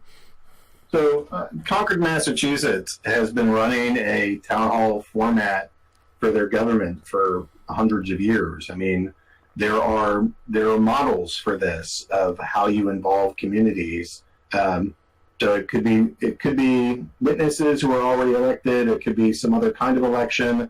It could be, you know, anybody is welcome to go show up. And, you know, look, I'm interested in the dev committee, so let's go be here. I'm interested in the curation, or like the Steem app committee, or, you know, I think that there are ways that the community kind of finds out how to pick exactly the committees. There's a little bit trial of like, that's a bit tricky, but I think that there's probably a few areas that we can narrow in on. And if they're not, if we try some and nobody cares, then it's not an issue. And if we try some and there's like 100 people in the room, then that's great. And then you try to break it down into maybe the people in the room elect some moderators or elect some actual leaders. These could all be separate Discord groups.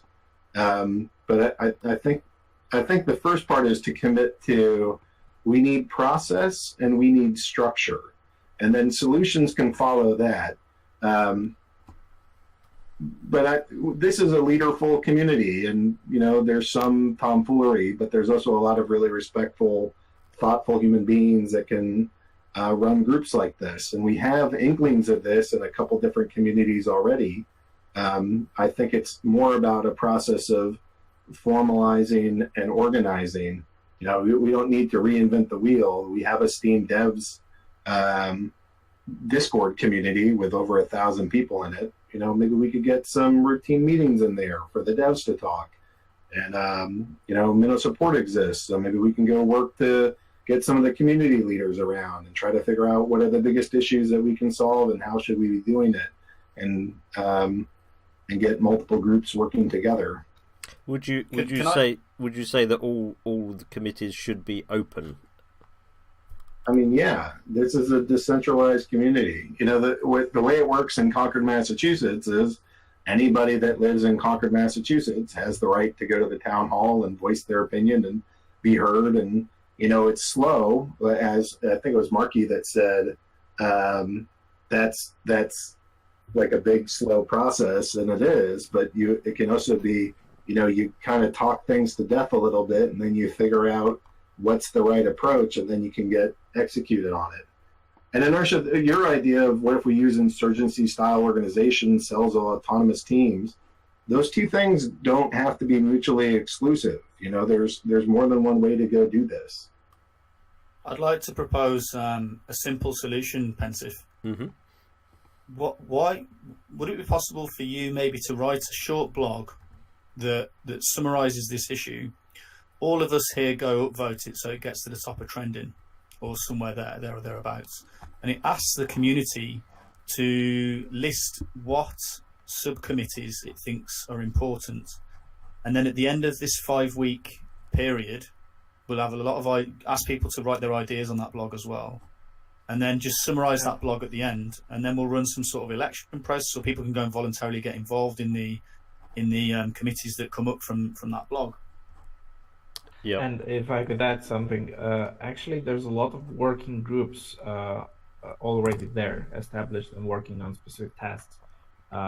Marketing development, improving backend infrastructure. I'm in like 20 Discord servers that are working on different things around Steem and trying to organize themselves around some idea, one idea or the other, but they do not know about each other. Yes. So it would be useful if this post would be a call for all those groups to come out and say, hey, we are this group, we're doing this specific task. This is who is in our chat room, and we plan to tackle this problem over the next 6 months. Yeah, absolutely, Upheaver. I think if you get there to a situation where people are asking for certain committees to be formed, and then we find out through that blog that that committee exists already twice somewhere, they should be working together. And then if they don't exist, we can create a new committee for that particular area that we want to create a committee for. I think that's the way to go. And I think if we just do a dead simple short blog from Pensive, or someone else that wants to step up, maybe LL Farms, whoever's coordinating this, and then we just get it up on the trending page, and after this series is over, we'll know what the committees are we all need, and we'll know which committees already exist, and then we can go from there. I mean, I split these forums slightly arbitrary into, 8 altogether, but the beginning and the end were sort of summary type and overview ones. I've got 6 in between.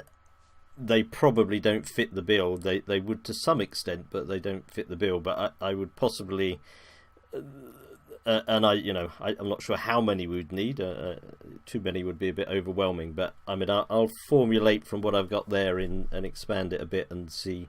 And really, it's just putting something down as a starting point. From here's a starting point. Let people add to it, which is partly why I did that post of the action plans, just to try and get people to start thinking in those terms. And I just picked on some of the issues that I knew about, which we'll come back to talk to in a moment. The key thing I picked up on there is I think we need to be transparent and open, and let everyone know, because there are things going on that other people don't know about going on, which slightly dismays me, because some of them are doing the same things. People need to let people know, otherwise A, people get upset about it, and B, it's a totally inefficient way of doing things. And we're not, there's quite a good number of people here, but as a whole, Steem isn't bursting at the seams with people, so we've got to use our resources that we have as efficiently as possible. And as I said before, obviously we represent a slice of Steem, which is probably, I don't know, a third to a half at best of the English speaking, native English speaking, and then people that learn English. So we only represent one slice of Steem, of course, at the moment here. Which is the obvious weakness that I've pointed out. So we've got to be able to make those committees. I don't know whether we make the committees. The trouble is, of course, the instant we say, "Oh, everyone's welcome," it's everyone who's welcome who speaks English. So do we have to have like Spanish-speaking versions of them, Korean-speaking versions? I don't quite know how we handle the language bit. I don't know if you've got any thoughts on that, Matt, as you've worked around the world a lot. I think it's self-organizing. So, people who want to contribute, they will find a way to be a part of that community. Or it doesn't need to be a top-down approach. People who want to be a part of something, they will find a way to participate in. Yep. Good. So I'll make the post, as I say, just to put a framework out there, and then people can add to it. Take it apart, kick it about the park, and see if we can make something come out of that by the end of this set of forums, and then see where we get to. That would be good. Yeah, Pensive, I really appreciate that, because it's actually a solid action that comes out of one. I think people want to see, they want to see that. And I think that's a really great, simple thing that can be done that's really effective. In regards to different languages, I really wouldn't worry about it, purely because I think what will happen is that the communities will run voluntarily, and the people who've got the time and resources will know what's going on in that community and hopefully act as a leader, and as a result people will gravitate to those people because they know what's going on more. Of course, this is an anarchic, decentralized community, so we're going to get issues and clashes. We just got to hope that people have learned how to work on Steem together, and it's about being apolitical. It's about staying away from the controversy as much as you can within respect, and working with each other and trying to make these things happen. And the different languages, to be honest, from what I've seen so far in the Steem community, there's very few people who are limited by their language. I think people get involved, they get the gist of what's going on, and if they're passionate about that particular committee, they will be able to get involved and contribute to it in some way. Yep. Okay, that's cool. The particular focus of this meeting we had, the sort of 4 bits I'm gonna go back to in a moment. I was just going to ask Phil if you've got any thoughts on this sort of angle, anything you picked up from the audience that we've missed. No, I think Starker's like nailed it, to be honest. And I'd like to see LL Farms and Paula like jump into that as well, because they do amazing work on this blockchain. Yep. Paula, have you got any thoughts on this? No, I kind of been leaving my comments there in the feed. I think that's an absolute great action to take for a post to go out and for us to see where exactly we stand, what committees, communities we have, see what we need and how we can prop up the other ones. I think it's definitely a great action to come out of today's forum. Cool. Good.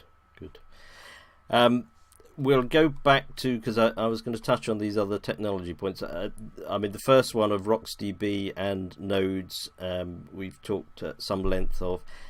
All being well, I just got a message from Andrew Andraki saying the update is what was put out in the Myra post yesterday, and hopefully that's still running according to plan. And I don't know, Andrew, whether you can say whether, because I think Ned had in his screen capture of his spreadsheet, he had sort of end of January as the sort of target to get that done. I don't know whether you can type in there whether that is still the plan, aiming for end of January for that. But yeah, so all eyes on Myra, RocksDB. That will make our nodes smaller, and that will make our nodes smaller, which will mean more people can have API nodes, full nodes, and witnesses can cut down their costs. Everyone can cut down their costs, even to the extreme. Talking with Dan, block trades. In fact, everyone could have their own node if they want to do, which would be really quite cool. So nodes, I think we covered.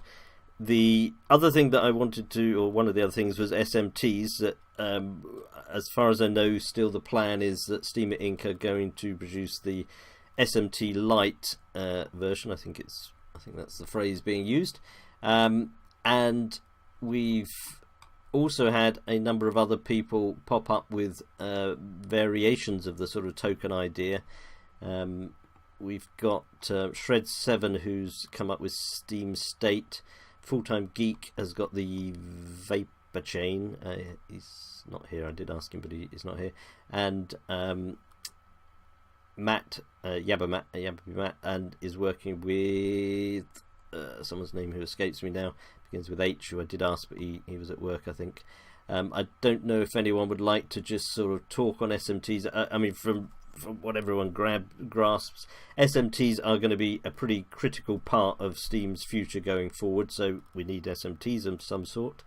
Anyone got any views on what the state of play is with SMTs? Will SMT Lights do the business? Do we need to wait for the full versions? Can we run with SMT Lite? Will we need to be looking at Full-Time Geek or Steem State, or the one that Steem Monsters use? Anyone like to chip in on that? Yeah, I think SMTs Lite are absolutely critical, but we shouldn't be calling them SMTs Lite. They're user-issued tokens, essentially. It's an ability for users to create different tokens with a balance and then track that balance on the blockchain.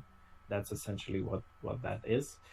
And then all kinds of advanced features, emission and other stuff that might be used for communities would come much later, depending on how well Steem can execute it. But with those basic features of SMT Lite available, or user-issued tokens, we could build a non-consensus layer on top of Steem, which would basically cover all possible use cases: non-fungible tokens, games, applications, communities. We don't need to build everything into the blockchain itself. We just need the bare minimum, and that's where this idea about SMT Lite originated in the first place. And then we can, take what's existing and just build a layer on top of Steem, which would be non-consensus. It would live in the database, essentially outside Steem, but it would still synchronize with Steem blockchain in the background. And that would be sufficient for 99% of use cases that are out there right now.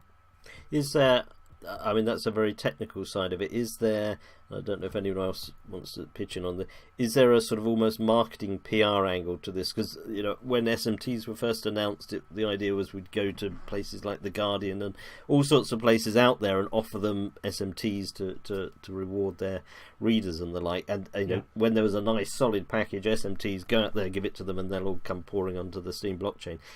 Is that still going to work if we have this slightly more fluffy idea that you know, isn't quite so packaged? Anyone got a view on that? Well, I think it might actually work better. Right. Because it's more customizable. Really, there's more that can be done versus trying to make it fit into the exact smart contract that's been coded into the blockchain. Totally. I noticed Shred7 he can't come on voice, unfortunately. He's talking about his Steem state. I don't know if any of the dev people can pick up what he's saying, because it's beyond my technical understanding. So if anyone's looked at Steem state, whether that is part of the, you know, how that fits into it all. I'm actually really excited about it, Pensif. These UITs, I think they potentially can work. I don't want to say work better. They have different applications to what SMTs were, from what I can tell.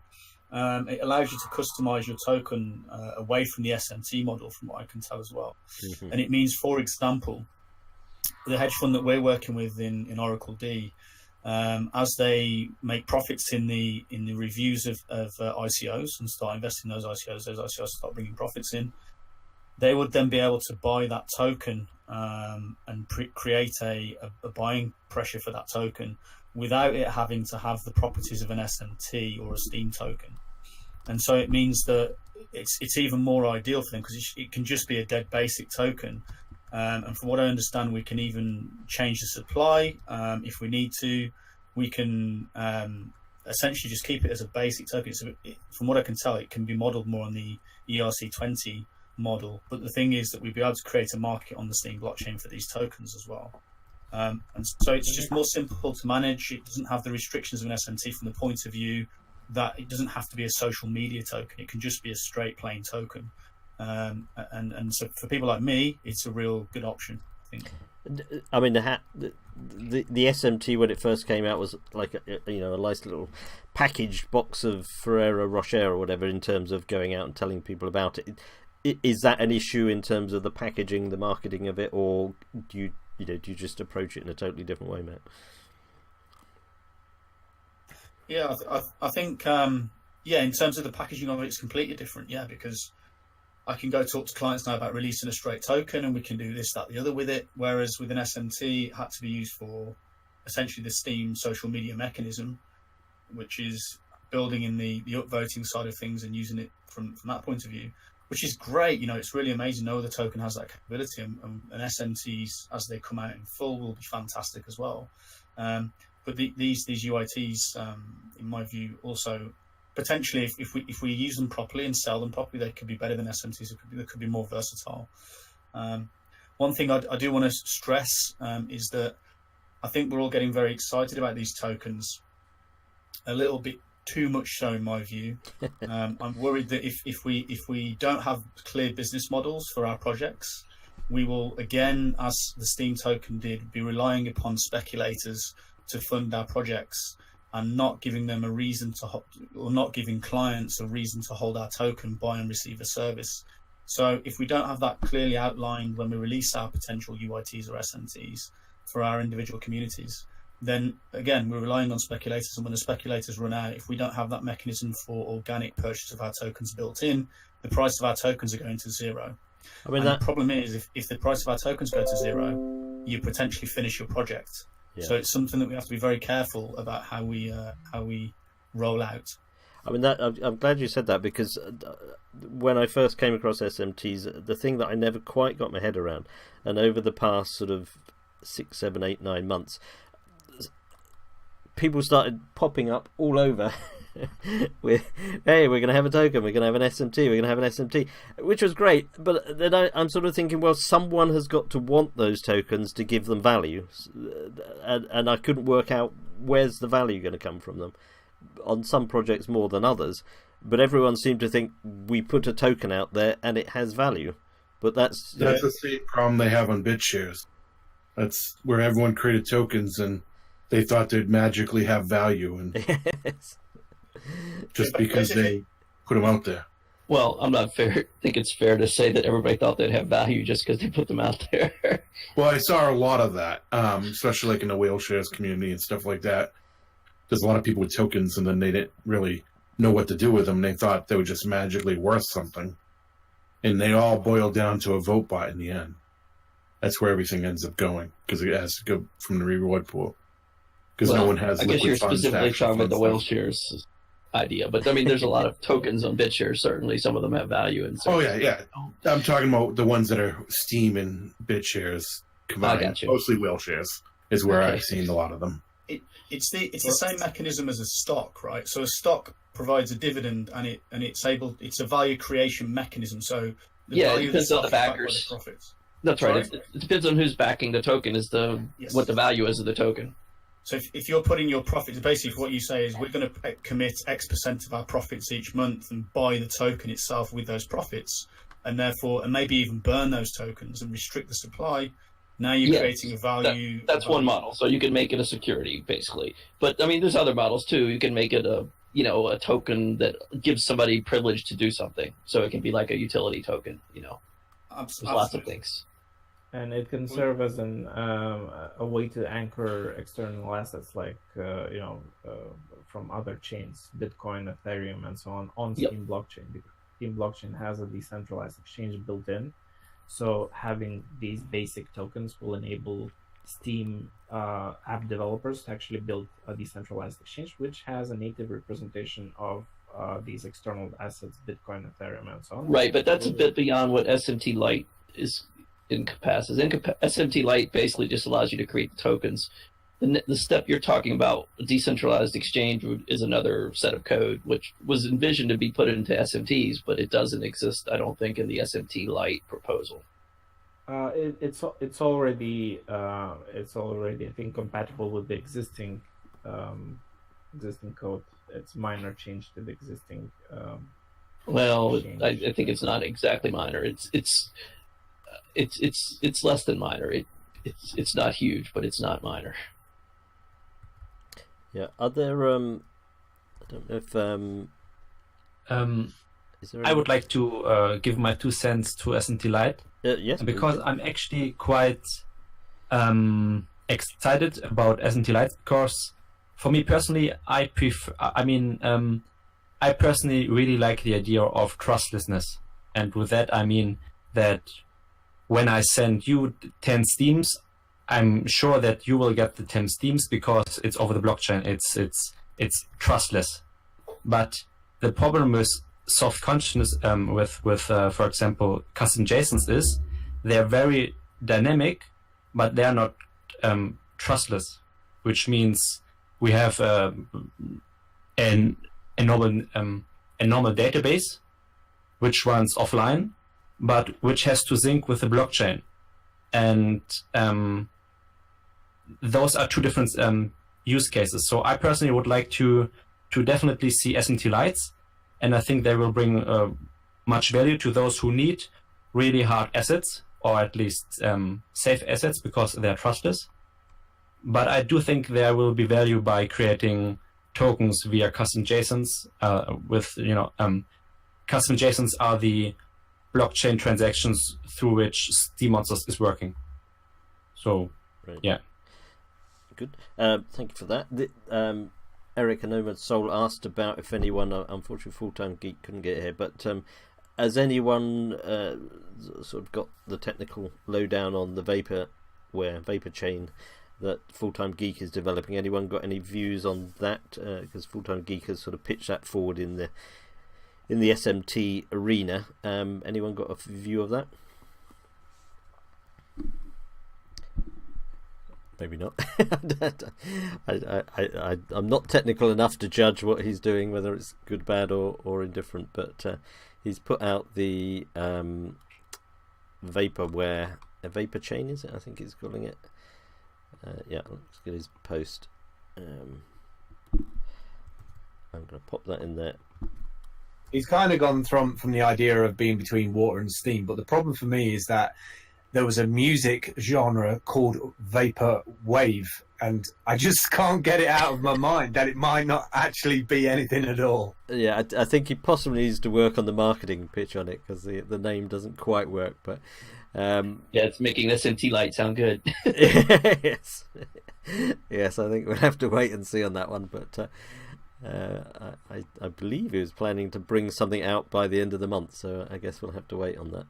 So, I mean, SMTs, from what I'm seeing, is people are happy to see the one coming from Steamer Inc., which we've given the nickname of SMT Lite, and I don't know whether Andrew Andraki can just comment at all whether that's still on schedule for, I think that was going to be March, was it, if I remember rightly from Ned's post. If Andrew or Elizabeth or I think David Burdink's there as well, whether any of you can just type in to say whether that's still on schedule for March, that would be great if you can.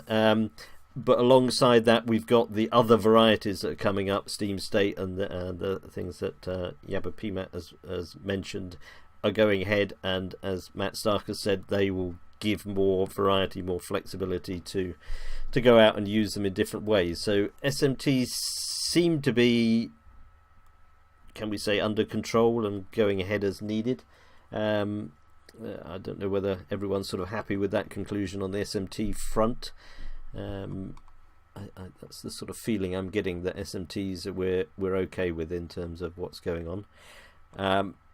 If that's the case, I don't know if you wanted to say anything. Do you mean to say that SMT work is going on, or do you mean we're okay with what the plan is? Well, that's why I was asking whether Andrew Andraki could comment or not, because in Ned's post where he put his little snapshot of the his spreadsheet, I think it was showing the SMT Lite work going through to March. And did the Myra post, did that just say that was still going ahead? Let me just have a quick look.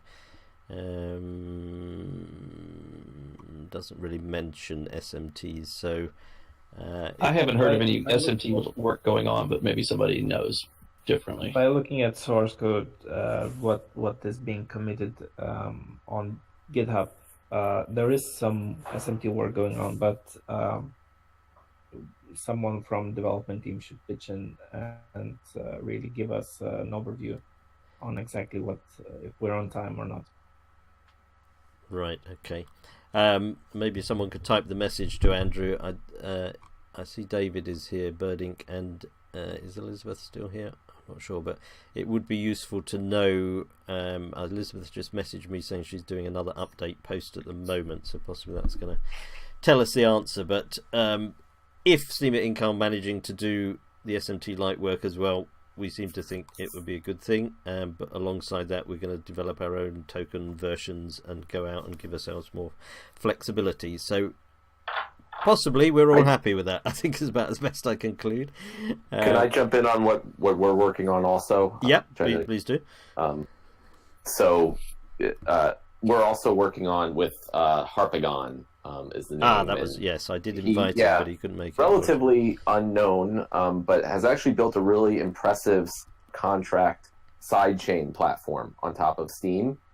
So anyone can check out his blog to see more info about that. It's really just impressive. It's a full smart contract platform that runs as a sidechain to Steem that can even have multiple block producers, which can provide consensus on the sidechain transaction.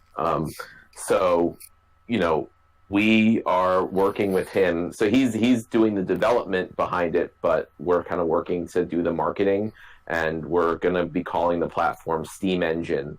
And hopefully within the next few weeks, we'll have, the site up that will, the first smart contracts that have been built and running are to allow simple token creation like we've been talking about. So the idea is that through the website, you'll just be able to go on and create your token And then the key part is that you'll be able to see your token balances in the Steem Plus extension or in the Steem Keychain extension, see what other tokens are available, trade them, or send them to others. And then, we're also working on a decentralized exchange to be able to exchange all those tokens against Steem in a similar way that Steem dollars is done right now in the internal market. Oh, wow. I mean, would that be like a sort of EasyDex type thing? I mean, is that going to be a sort of... Will that function in the same way as one of the BitShares sort of spin-off type decentralized exchanges? Yeah, I mean, that's the idea. I mean, it should be just as simple as the Steem market. You go on and you can put an order to buy or sell a token against Steem, and then it will take effect if there's a matching order, or wait until there is one. Yep. The existing Steem Engine community, in fact, I think there's two called Steem Engine. Do they know you're going to be using that name, just out of interest? Is there an existing Steem Engine community? There is. There's two, and I remember when one came up with the name. I think one's Steem Engine, and the other's the Steem Engine, and I think there were some differences of view at that point. So it might be worth just checking in with them. I think they're still active, as far as I know. I haven't heard of them, but we'll check that out. It's quite. There might be someone in the audience that's involved with Steem Engine. Probably Shadows Pub, but Shadows would probably know. Are they still active, Steem Engine? They are, aren't they? I think maybe Paula can, Shadows can say. I'm pretty sure they're still quite active, so it might be worth checking out. I mean, that what you were creating there, Matt, sounds quite a wholesome token package. Yeah, and most of the credit really goes to Harpagon. And we're just trying to get it out there to get people actually using it. Yeah, I mean, it does sound good. What, and the time scale on that? Well, I mean, his platform, sidechain platform, is already up and running. Steem Monsters is actually using it already for internal token that we have. So we're just hoping to have the web interface up basically and get it integrated into things like Keychain and Steem Plus within the next month at the latest. Sooner. Right, that sounds good. That would be good to watch out for. So and that will be out there for anyone to use, or yeah, absolutely. Yeah, that sounds good. I will look out for more on that. That's cool. Phil, anything else you want to chip in on the SMT front that you picked up from the audience chat? I was just reading that. I was just reading up on the GitHub. I had no idea this existed. I'd love to hear Agrod or Yapamat do like an audio thing about how they've integrated it into Steem Monsters, just so that more people understand how that mechanism, how this thing will work for other dApps. For Yep. Oh, I lost you there, Matt. Phil. Did I vanish? I'm sorry. Yeah, you just disappeared at the end. I'm not sure that either of us can talk about it for legal reasons. Not that we're not interested, but we could say. I mean, to start, it's we have a team token which other people have already discovered. So there's nothing private to that part. But for the moment, it's a token that we can use as a reward mechanism for team members. Is it an open source thing you're developing, or Harpagon's developing, or is it? Well, what Harpagon's developing is open source, and you can check out his GitHub and see all that. All we're doing is just using it to create a token for ourselves. Right. Got you. I've just got word from Shadows Pub. She just messaged me. The Steem Engine community is very active and quite large, so it might be worth checking in with them. Will do. That's cool.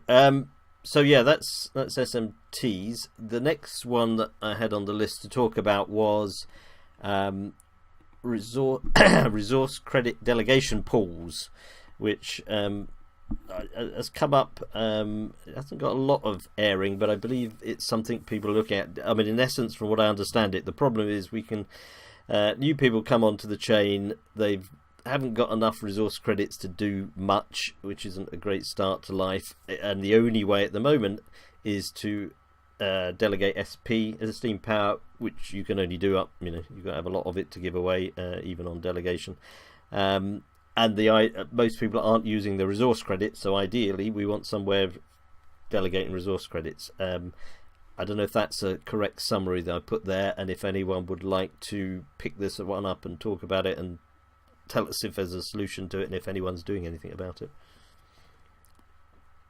Anyone into that? I don't have a solution for it, but I think one of the problems at the moment is the likes of Steem Inc. or the likes of Steem UA, they don't use all of their resource credits. And if Steem Inc. had the ability, let's just say, to delegate resource credits instead of SP, this SP then isn't used for voting. So that does have a major impact as well, and it's quite important as well, because at the moment when Steem Inc. are setting up accounts, they have to delegate to them as well. Now, it is only a small amount, but it's not to give them weight to their vote, it's to give them the ORCs. Yeah. So that could be completely avoided, and then we would also see less of a drain on the reward pool from vote farming accounts that set up 1,000 accounts in a day to vote on each other with this tiny amount of SP. So I think introducing something like this is very important. Even the likes of myself, I could delegate ORCs and have it not, I have quite a good bit of ORCs, even though my account isn't that big.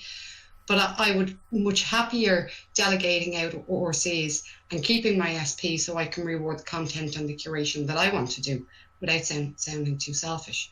Yes, because we don't have scalability as it is at the moment. Because Matt Starker's Oracle D have the API to create accounts, and maybe Matt can just pitch in and tell us that.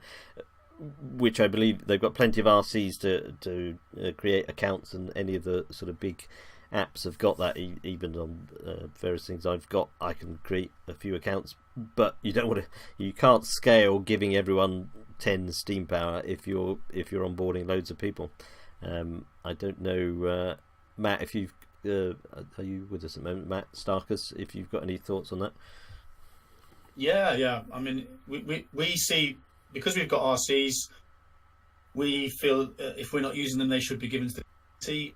So the first thing that we did was create an API that any app can build into its back end that allows them to bring new users on for free. But of course, once we get busy, that's not a scalable thing. It's just something for the short term. Another thing that we've done as well is if you're putting on an event that's going to be presenting to a number of people, then you can send a message to us and say, look, I'm doing an event at this date for probably 50 people or 20 people or 150 people, whatever it is.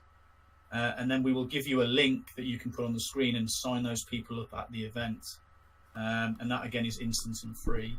And then what we ask you to do is post proof that you actually did the event, so we can see that the amount of accounts that we gave across is realistic compared to the amount of people that were at your event. And do you delegate any SP with it, or just the raw account? We don't delegate the SP at the moment. It's something that we haven't got the mechanism for. But if it's a user bringing a user of Steem bringing people in, then they have to think about how do they support those users. Additionally, as far as I understand, you can do some commenting and posting without any Steem power. But yeah, maybe the apps that do that need to look into that as well on an individual basis. Yeah, without Steem power, it's basically naff all you can do, and that is, I've seen a number of people, new people that there was one I was helping in Foundation the other day. He'd created an account to put his project proposal for. He didn't have enough RC to even put the proposal into Foundation, which was a bit sad. But Agro, Steem Monsters is creating accounts. How are you dealing with that? I just saw something you posted there, but I didn't catch it. Do you want to speak on that, or Matt? That might be better. In general, we take the SP that we have and the RC that we have, and we claim a lot of accounts. And then we have a system whereby people can create accounts. They'll pay a little bit of money. They can get the starter account, which also includes a Steem account in it. So, and then we've been handing those out to a bunch of different groups to try to get more steemians from make new steemians by taking people from other communities and turning them into gamers. But when they come here, they have no Steem power, right? Because it's basically a 0 SP account that we create. Right. So then we end up delegating 10 or 20%. How scalable is that for you? Presume there is a limit on that. Yeah, I mean, if we keep having to use Steam power to allow them to interact, then we keep losing Steam power on the account. Yeah, I mean, we keep delegating it. We haven't lost any, but what is that? 1/12 is already gone. And if we start mainstreaming at all, and then we're really bringing in new players, like a lot of the players that we have already are current Steemians. But if we're actually doing this a lot for Ethereum users or Litecoin users and bringing them over here as starting point, the 20 Steam power per person gets that builds up very quickly, and that becomes a challenge. Yeah. Pensive, can I add? Yep. If Eurosol's available, I know he's doing a project on the. You're just about to say. Yeah, because Steam Passport. Nick, Eurosol, do you want to talk about Steam Passport and the ideas you've got there?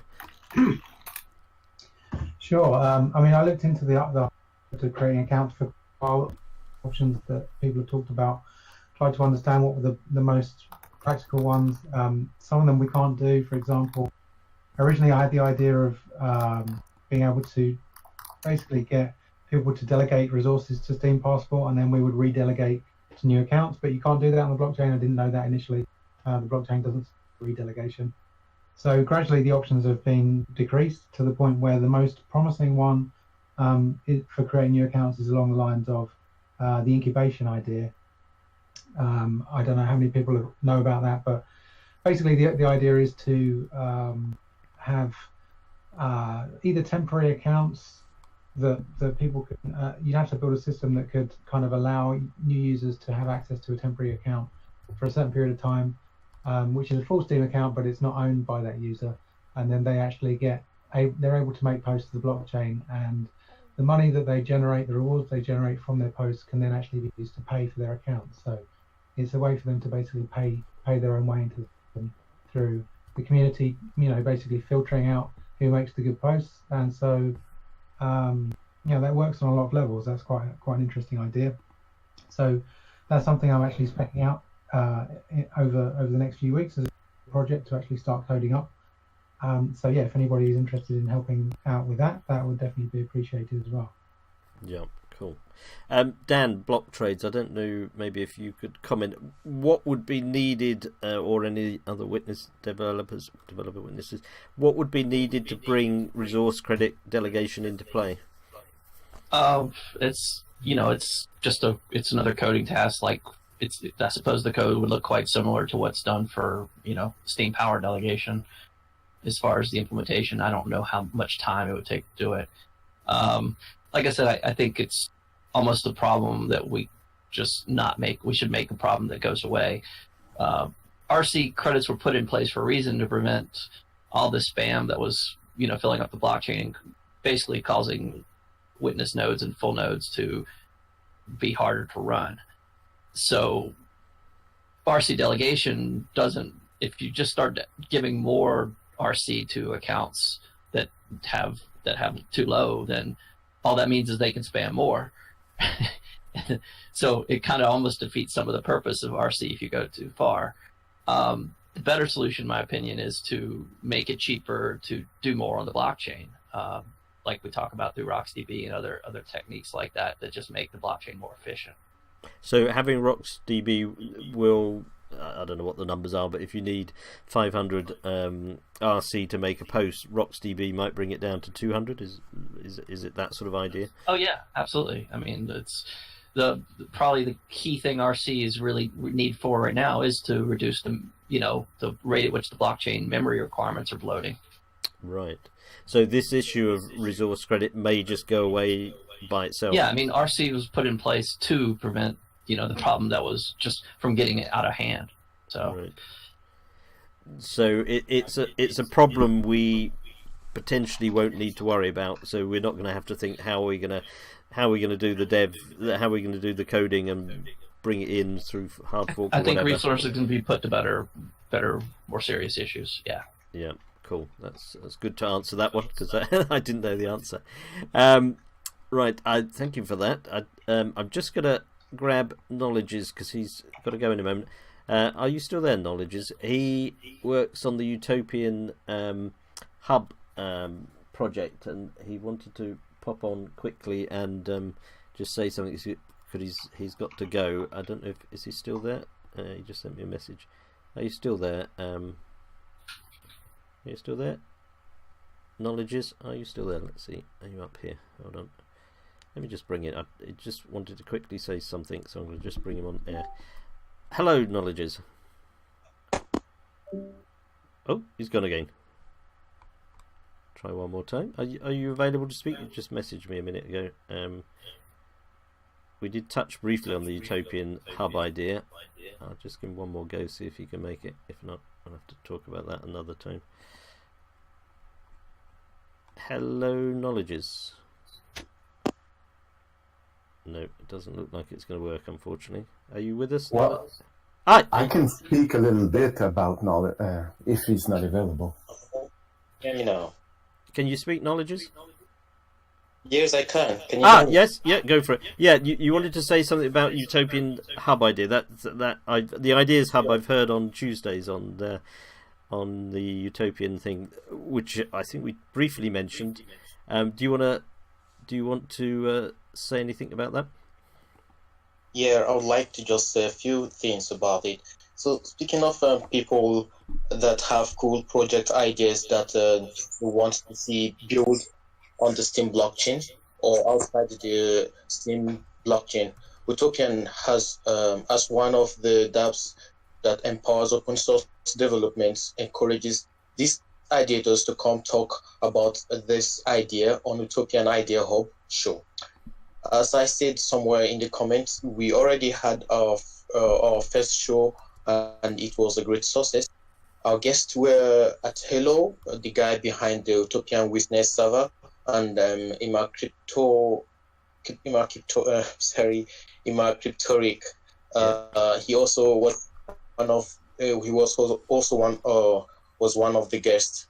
They both shared valuable ideas with the community, and I was glad to see how many people were willing to help actualize the idea they shared.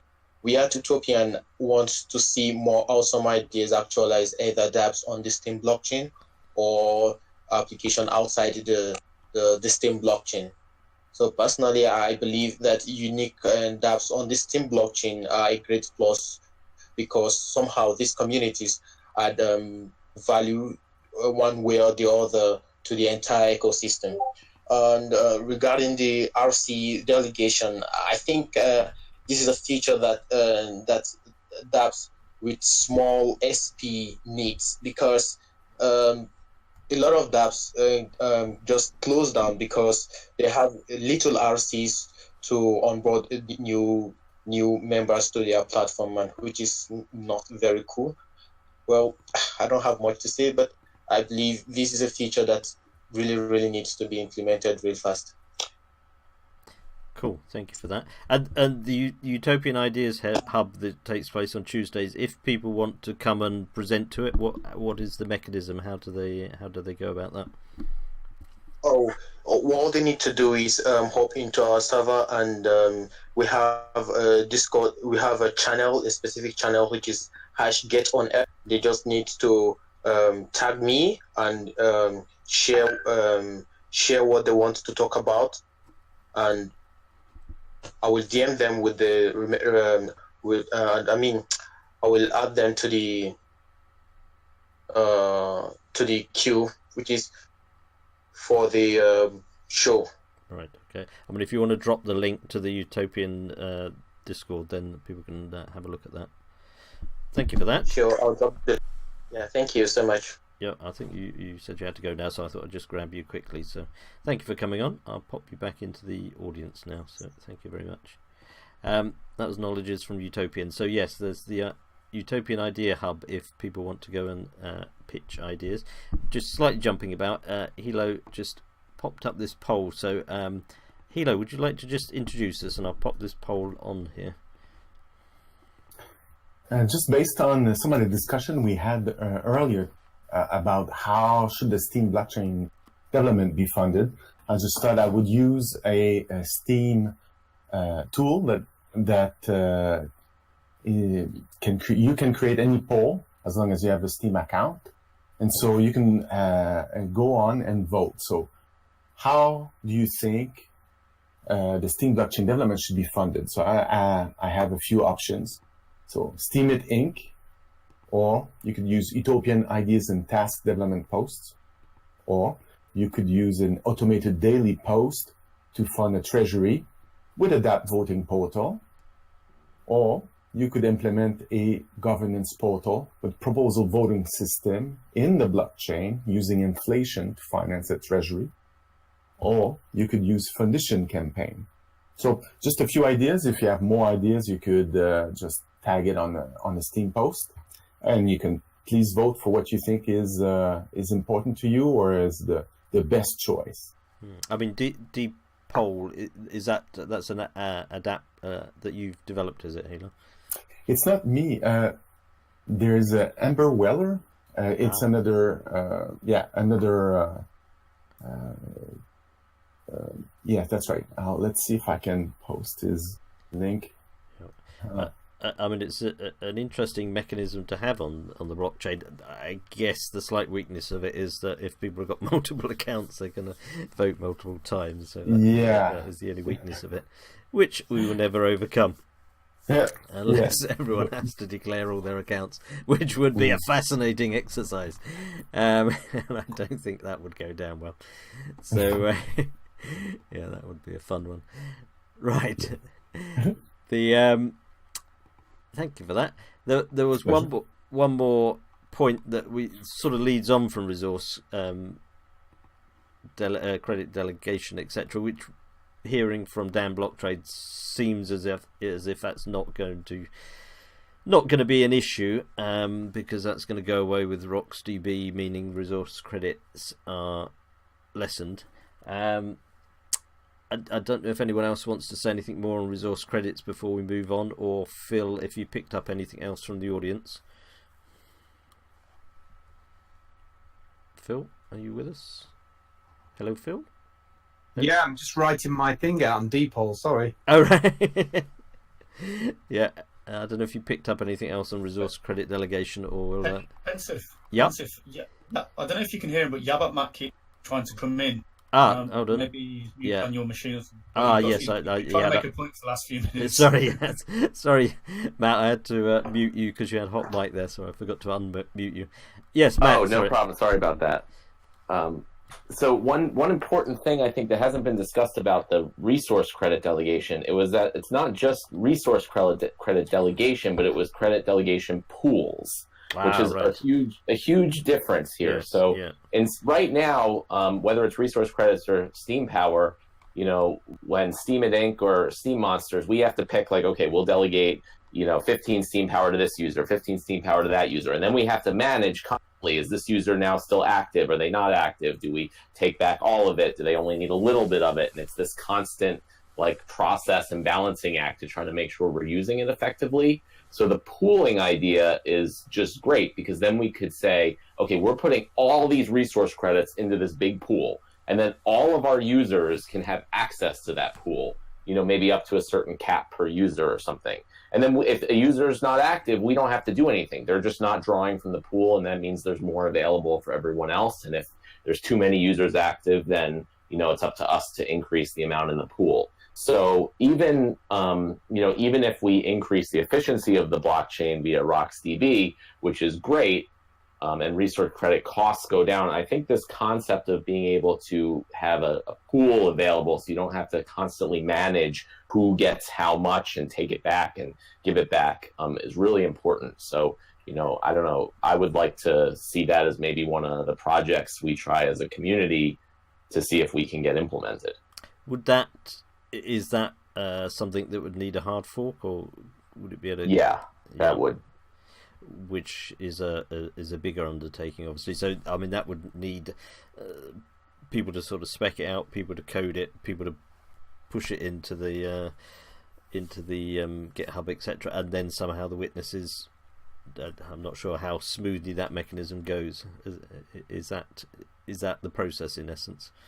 Yeah, it would be similar to the hard fork 20 process. I mean, it's a much smaller change than everything that was introduced in hard fork 20, but it was the same process. And I think, I think a lot of the top witnesses would agree that it's pretty important and would really help apps to be able to let their users, use the blockchain effectively without having to constantly manage who gets exactly how many resource credits or Steem power. Yeah. So, I mean, if we have committees or whatever structure we come up, that sounds like that could be a very good project to put in the dev committee to take forward. Would that be the essence of it? It would have my vote and potential, backing monetarily. Right. Cool. That sounds good. I mean, presumably there's not a large number of developers that would have the skills to implement that, are there? Well, I mean, probably not, but I would open it up to block trades to see if they were interested and potentially give a quote on it. I know, Tim Cliff has done some blockchain development that went into Hard Fork 20. So I don't know, we'll see. I mean, that's an interesting general point because, I mean, we talk about development things, and most developers, as I understand it, I'm not a developer, but most developers, as I understand it, on Steem are not sort of core blockchain developers. They're app and dApp developers. There's quite a small pool of actual blockchain developers, aren't there?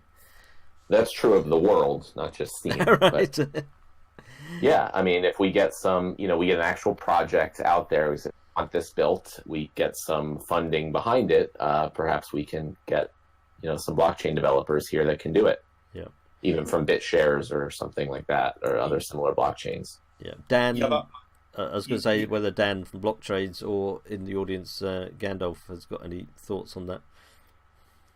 I don't know if you're still there, Dan. Yep. You're saying as far as implementing the pool resources for delegation, or what was the question exactly, I guess? Do you want to just say it again, Matt? Matt? Yeah, I mean, it's the resource delegation pools is something that I would be interested in getting implemented into the blockchain and doing a hard fork to put it out. So the question is there someone available like you guys that could actually code it, and then could we get that funded and done potentially? Yeah, I mean, we could potentially. I guess probably the first thing to do is take a look and see how much work's involved. Sure. Get an estimate on it, because somebody wanted to speak up. Sorry to interrupt. I didn't mean. I thought you were finished there, Block Trades. What we need to do, in my view, for scopes of work like this is once we've established the communities and the communities have decided what they're doing, the communities would be in charge of scoping that particular piece of work out. So it would be very clear what needed to be done, to what extent the project would need to be developed. And then we could either find someone on the blockchain that could do that happily with the resource that they've got. If they could do it as cheaply as possible, great. But the risk that we take there is by going directly to someone to do it, we might have to pay a price that's much higher than really what we should be paying. And there's with scopes of work like this that are potentially quite big, there is a benefit in the committee scoping the work out and then going out to tender. So going to approaching different developers, maybe on the blockchain, maybe off the blockchain, and asking them to propose for that scope of work what their price would be. And then I understand what you're saying, and I think it's true, but the best possible price for it. But I think that it rapidly runs into a problem if the committee isn't technically pretty knowledgeable, because they don't know what the best solution is in terms of implementation. So you could wind up making a slight change in the requirements that could increase the cost dramatically, and you would have no clue that that's what you're doing unless you had a pretty good idea of how the implementation is done right now and what would need to be changed.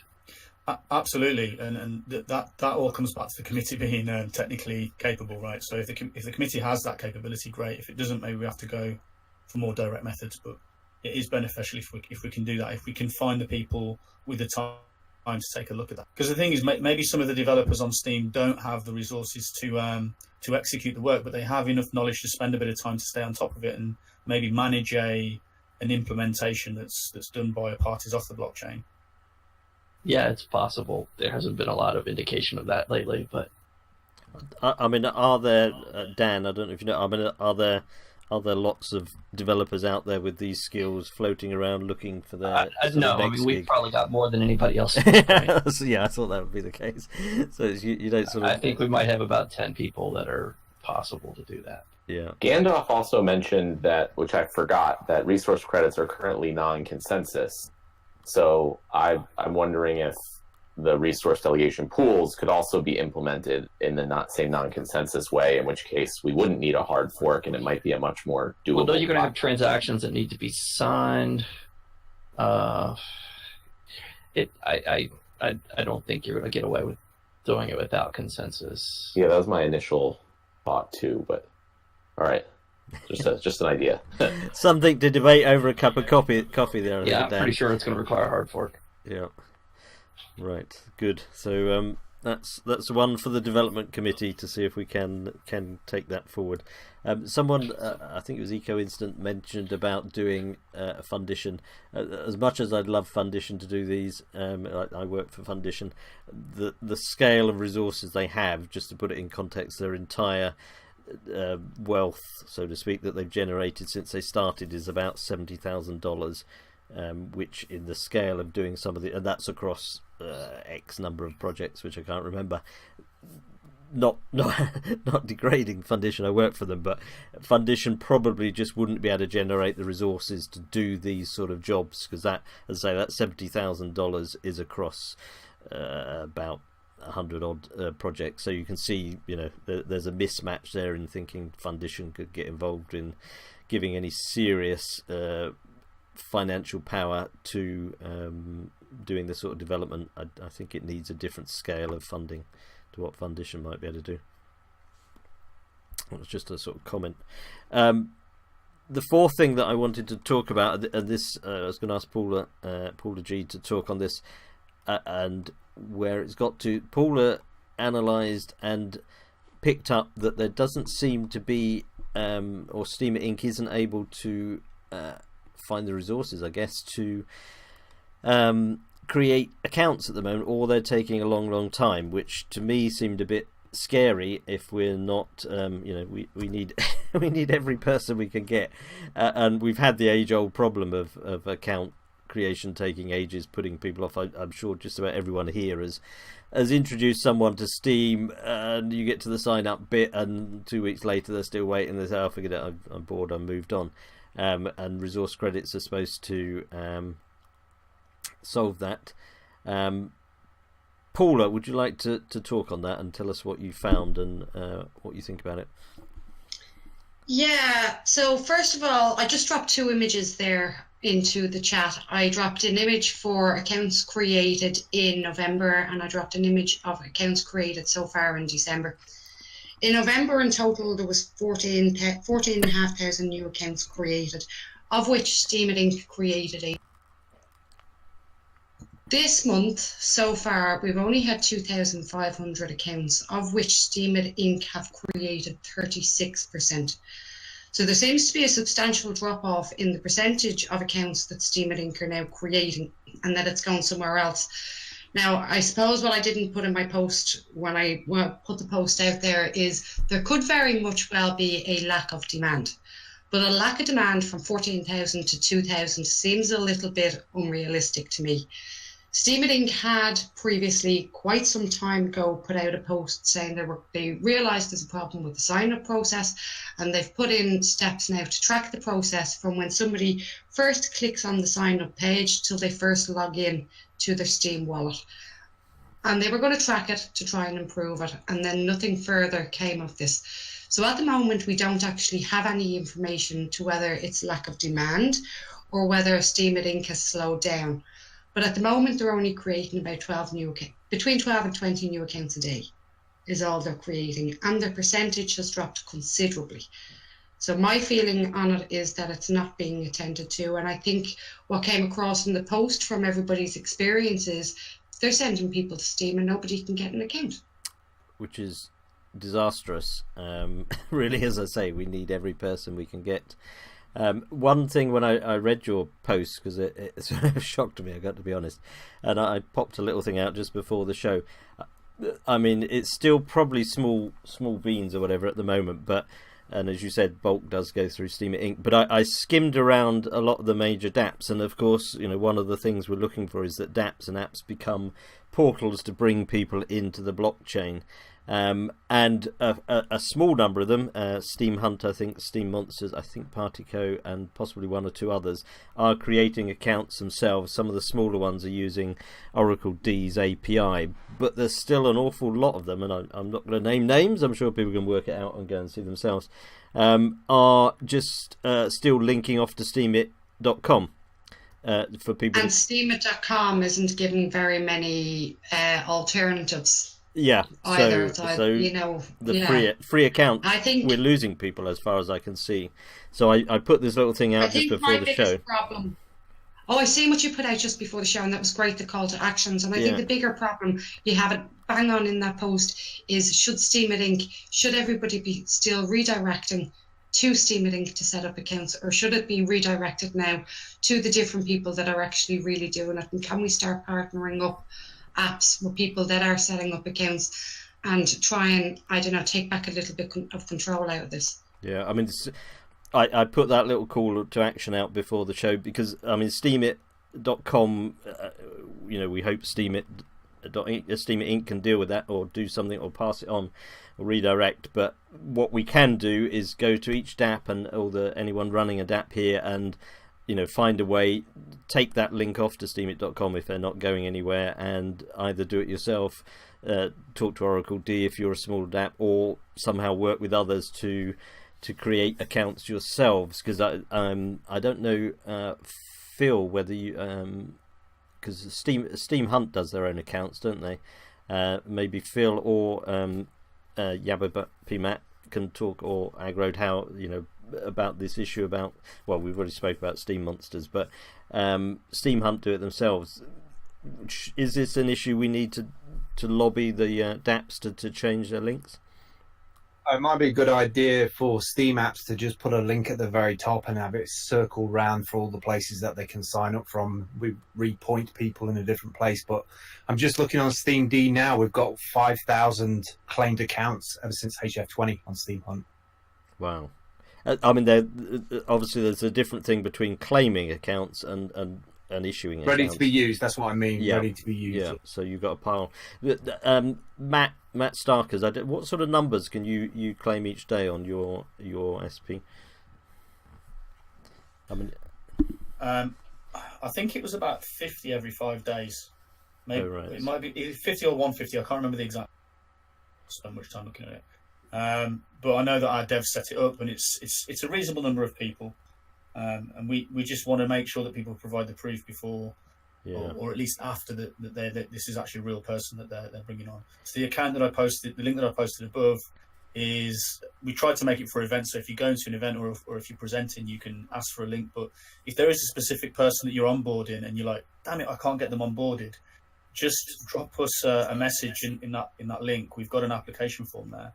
And if it's just for one person for one day and we know who you are, we know you're a reasonable person, then we'll give it to you and you'll just be able to create an account instantly for that person then. Yeah. That is a great resource. But I think one of the problems is so many people get disheartened from the wait, and by the time they come back to you and say, oh, I haven't got my account, they don't want one anymore. Yeah, it's too late at that stage. On the spot, yeah. Definitely on the spot. But so if you meet someone in the street, and you're talking to them and they're really cool, they've got something going and they want a Steem account, you can contact us, or you can have that ready already and you can sign them up there and then on the spot. Yeah, I mean, I guess a lot of this comes down to scalability, because I mean, you mentioned, was it 50 every 5 days, which is great, but of course if we get big numbers you're going to be swamped. Yeah, of course, but this is where Eurosol's solution comes in my view. Yes. Eurosol's solution is scalable. Yeah. Yes. I can share some perspective that I've been seeing in the past few days. Yep. Because Particle is doing something interesting around Tumblr, and we have already seen some huge demand from the outside community. Not because of for those of you who don't know the Tumblr ban thing, they banned all of their adult content creators, and so that they have nowhere to go now. And we're just putting the message out there and telling people, we're a censorship-resistant platform based on Steem, and you can come over and your account and your content will never get deleted, and boom. Our iOS user, daily active user, increased 60% compared to last week. And I think Android is smaller, somewhat smaller because the Android user base is larger. But obviously, there's a huge interest, and we've been emailing people these 2 days, asking them, like, now that Particle has backed up all your Tumblr account, what do you want to do next? Do you want to download the blogs and as a zip file and migrate to other platforms, or do you just want to keep posting on Particle? And more than 50% of them answered they want to keep posting in Particle. Wow. So definitely say, yeah. So I definitely want to say there's a huge demand, and what Particle see as the most promising solution for when we're trying to get people on board is the I think somebody mentioned that before, is what we call a virtual account system, right? We don't give them a real account. We let them post, and we let them get a feel of what this is, and once we are able to finish the fiat to Steem, channel, we will let them, more easily on board. So I think this is a problem we definitely can solve. It just take a lot of work. So I'll be very optimistic about it. It just takes some time. So cool. Yeah.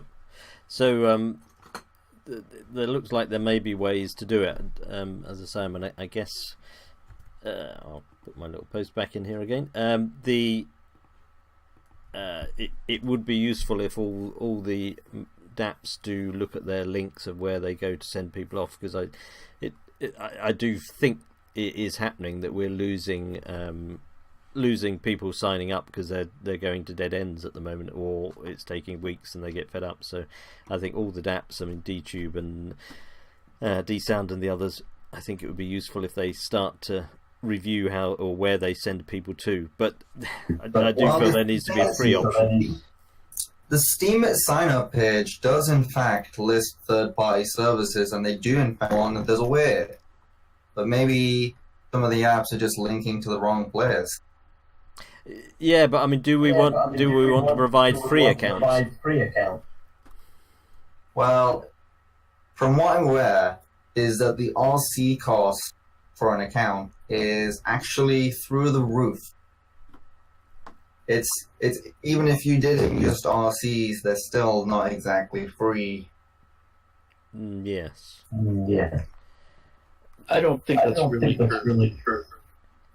The RC cost for just creating an account is paying for one is not bad. It's the free ones that are costly to create. But you can pay for one, and it's what, 3 Steem right now.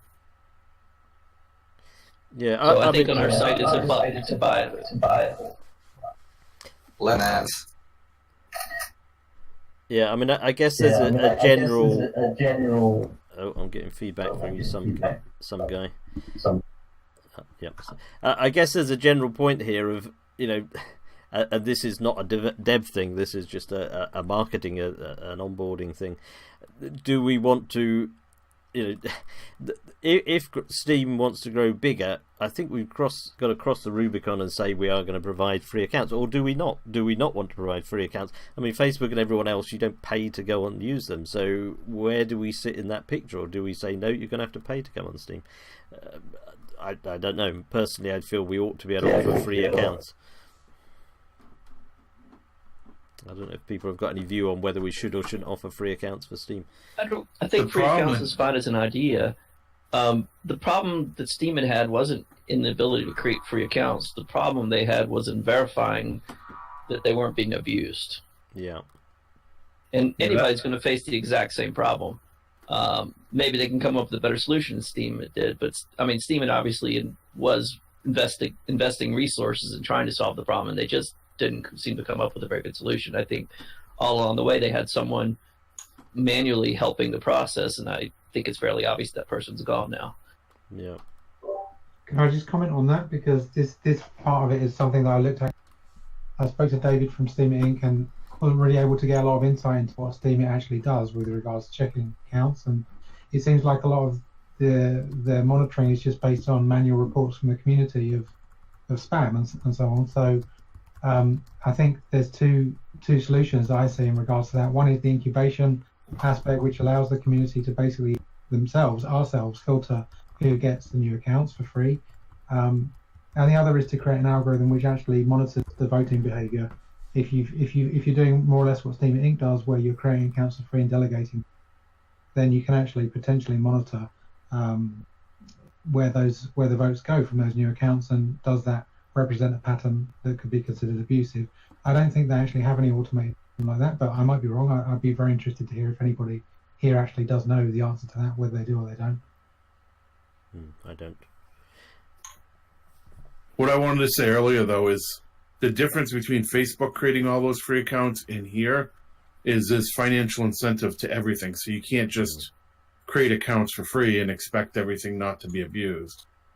And that's the problem with account creation, is there has to be some cost somewhere. Yeah. Otherwise, it's just going to be abused, and people make 500 accounts for free and take the free delegation and stack it.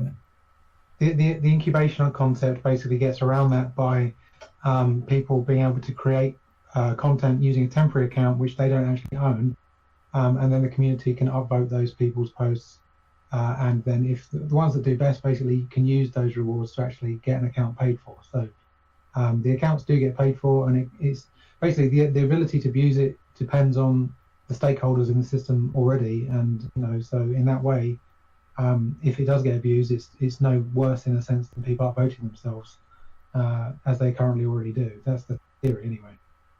Yeah. Do people, I mean, that sounds like that's a good solution that Eurosola's got there. Do people sort of feel that's a good way to go? Anyone else?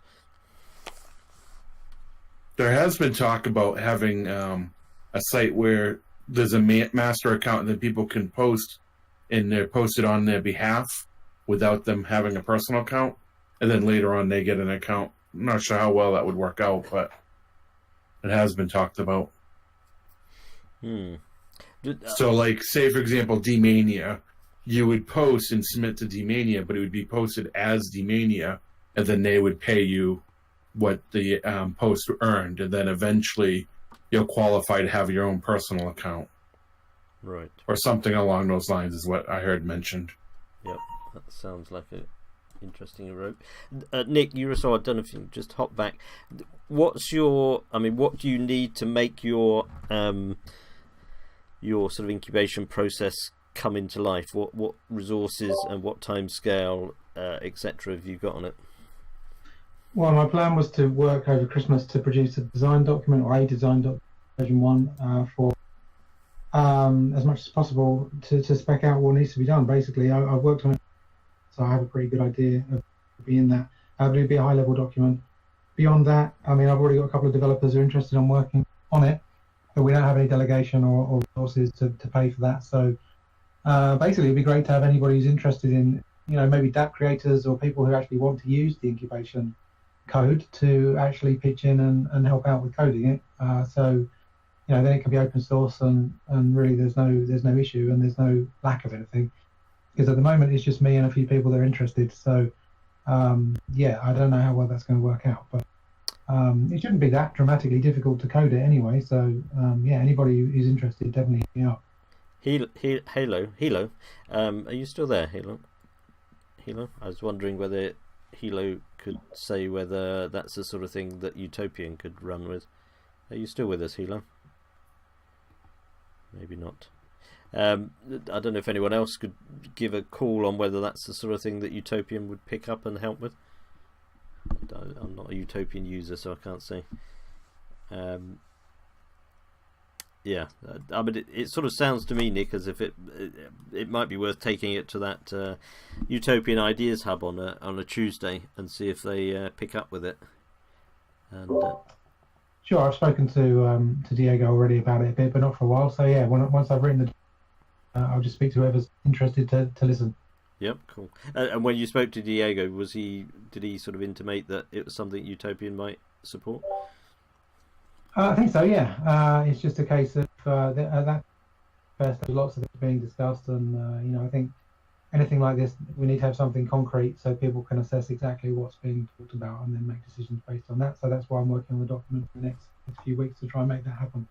Cool. Sounds like a good Christmas activity there, Nick. Yeah. Yeah. Right. Thank you for that. I mean, I've covered the 4 things that I had sort of highlighted. I don't know whether people want to go over today, otherwise we'll keep it to the 3 hours. Anyone, either in the audience, anyone else that'd like to come on and talk specifically about any dev type topics? I mean, I think so far the sort of actions we've got out of it are Oracle D may do some stuff on State of the dApps. I've put the thing out about there whether we can go and persuade the dApps people to review where they're sending people to sign up. Possibly not. And then I'm going to make a post with some committee ideas. I've seen Agro's put something there. Just put it out there as a starting point, and then people comment on that and see if we can first of all decide what committees they should be, and once they've been decided, then the next step is to work out who goes on those committees. I think that's where we've got to. Phil, is there anything, other key points that we've picked up today? No, you crushed it as usual, Pensive. Let's be honest. Thank you. I just running through. Sorry, Phil. I just remembered the just to go from the top to the bottom of the 4 things. The RocksDB sounds as if we're hoping that's rolling along nicely from Steemit Inc. and SMTs. We talked about that people are developing their own ideas, and hopefully something will pop out of Steemit Inc. Resource credit pools, I think it was. That's something we'll have to look at, and account creation also. I think there were things. Yeah, so I'm just judging there. But yeah, sorry, Phil. Any other key messages you picked up in the audience chat there, Phil? It's been fast and furious again. No, but I do want to go back over that. I do want to research more the RC pools. I think that's really crucial, especially for Steem Monsters, but for other dApps when they get to that level of Steem Monsters. I had no idea that stuff was being written, so I'm going to look. Yep, that sounds good.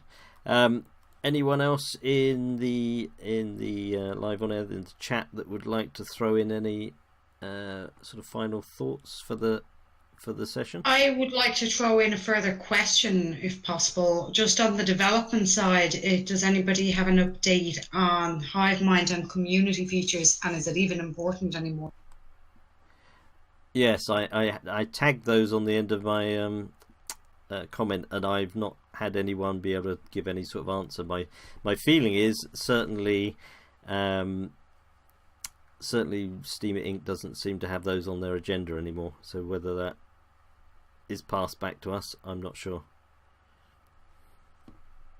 I wasn't really sure that was the case, but I can't say I know the answer. Did you see something that indicated that they were not planning to do the HiveMind stuff anymore? Because it sounds surprising to me. I just took it from Ned's little spreadsheet where it didn't appear on it. So, I mean, that's a very crude indicator, I know. But yeah, I'm thinking that might have been mostly focused towards the blockchain work. Right. So, I mean, do you think it might re-emerge after they've dealt with ROX and SMT? I suspect probably in parallel, because the developers who'd be working on that are not the same guys who'd be working on RocksDB at all. It's a totally different set of code. Right.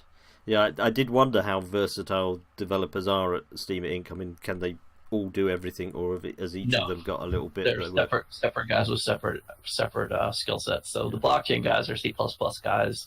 The guys doing HiveMind are more upper level, database and. Right.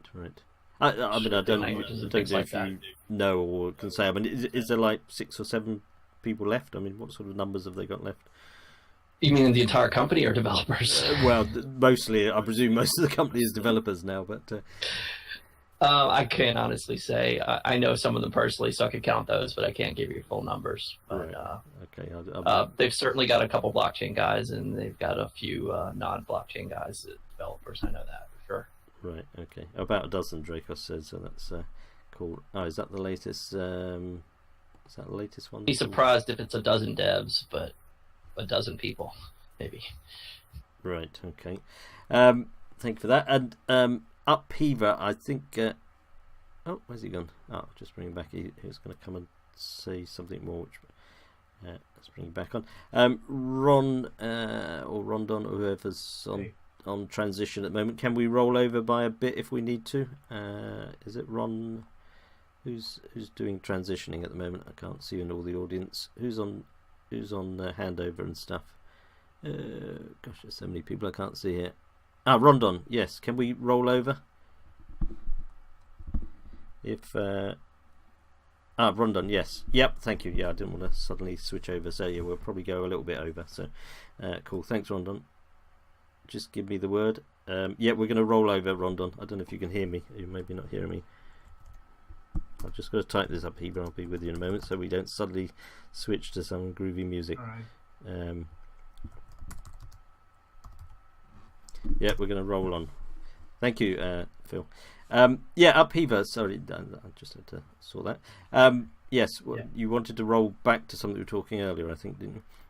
Yeah, when you just started this show, you guys were talking about, I was not on voice yet, but I was listening in, and you were talking about state of the apps, and the community came together, and we reached out to the websites, and we got Steem listed on there and so on. So I have another suggestion. I just tried something and it worked really well.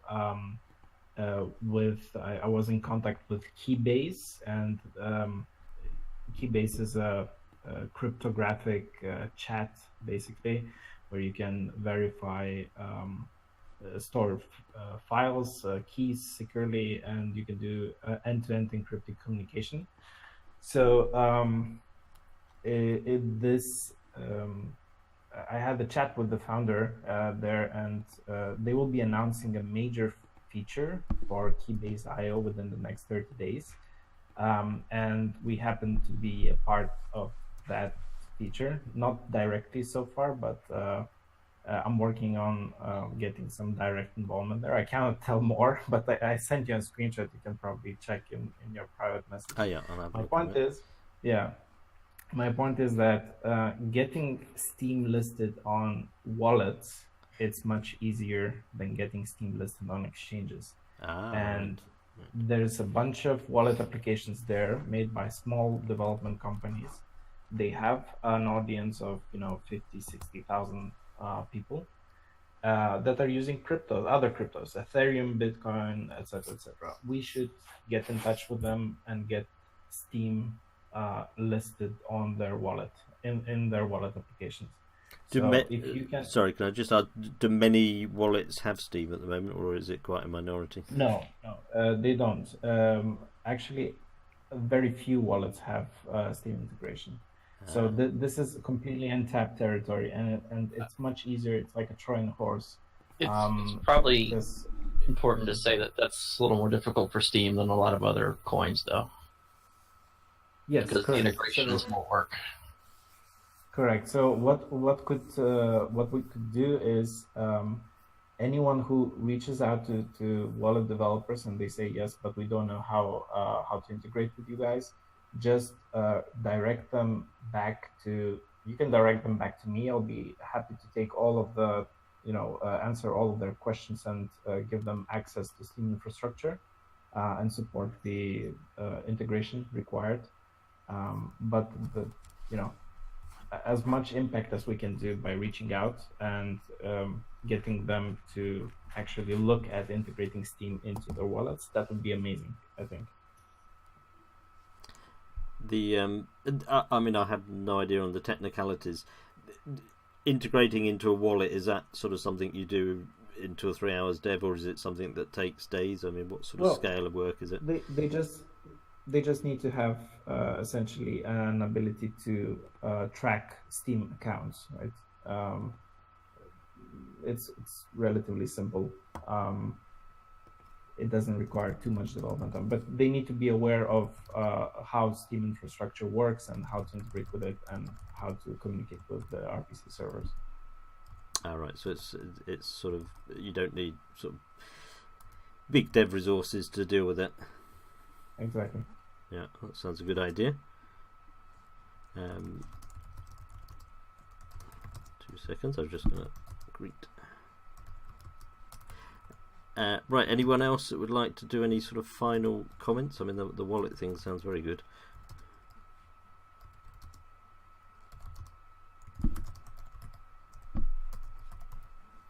Anyone else in the speakers? I guess the only other thing I can think of is when you're talking about it, what kind of coding initiatives out there? The other one that's been tossed around quite a bit has been some kind of improvement to the whole curation system. That's probably a whole topic for a session by itself, though. Yes, I think probably squeezing that in 10 minutes might not do it justice. We have got, I mean, I'll just, while we're here, the next forum's coming up next week. Well, not next week, we're going to skip 2 weeks. I'll do other shows there. The third forum on 10th of January is going to be dApps, apps and developments, covering some of what we're going to do here, but more talking specifically about dApps and apps, whether they got business plans, delegations, marketing, all that side of it. Then we're going to go on to sort of Steem economics things, marketing, onboarding, PR. 6 is going to be communities, content creation, curation, retention, that sort of stuff, Steem commerce, and then 14th of February, the 8th one, will be bring it all together on Valentine's Day, and it will be flowers and chocolates all round, and Steem will be in a tip-top shape by then, I'm sure. And it will be at least $5 per Steem, I'm pretty sure, on its guy. I haven't looked during the show whether we've been continued to go up or not. Oh yes, we have. Blow me, still green, that's good. So it must have been the show that did it, or maybe Bitcoin just went up, who knows. But the I'll go with the show doing it. There we go. The forum. Right, thank you very much, everyone. If anyone else wants to say anything, maybe just run down from the top. Some guy, did you want to say any final words? Not really, but if you need an account, a non-Steem is down to dollars. Get them while they're cheap. Good point. Yep, go for it. Thank you very much for coming along, some guy. As yes, you're from UK as well, so that's cool. Agrode, have you got any final thoughts for the forum? You might be on a call. Are you with us, Agrode? Maybe not. I'll come back.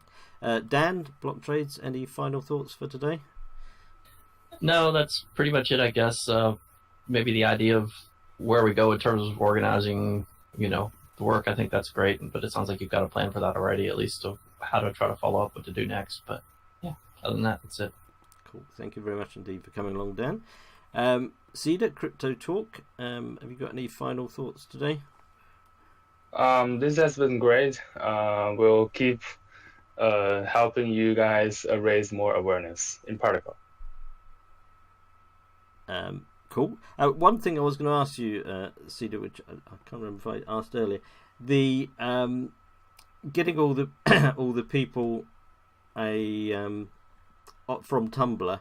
How are you going to cope with sort of getting the? I mean, if you get sort of 10,000, what's your mechanism to cope with so many people coming on in terms of accounts and the like? Yes, that's a very interesting question because.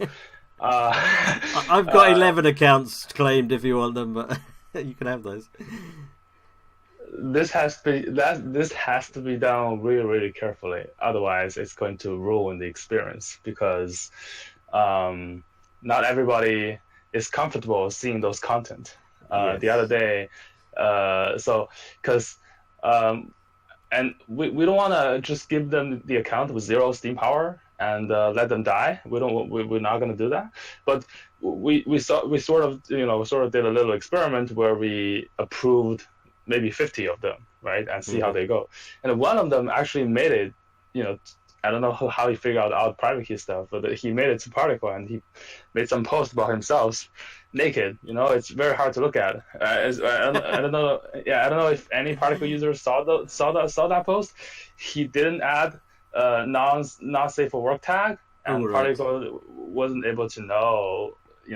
Was able to tell what's in the picture. So just showed up on my feed. And I was like, that's really hard to look at. So Are you Yeah, able so are you able with their accounts to automatically put an SFW on them by default? Or I mean, look, and this is a time I appreciate the resource credits thing, because they can't just keep posting. You know, they posted 2 posts and he gave up because he wasn't able to post more, right? So don't give him any the point Viagra, otherwise he'll keep going all night. But the point is, you have to identify those people. You have to.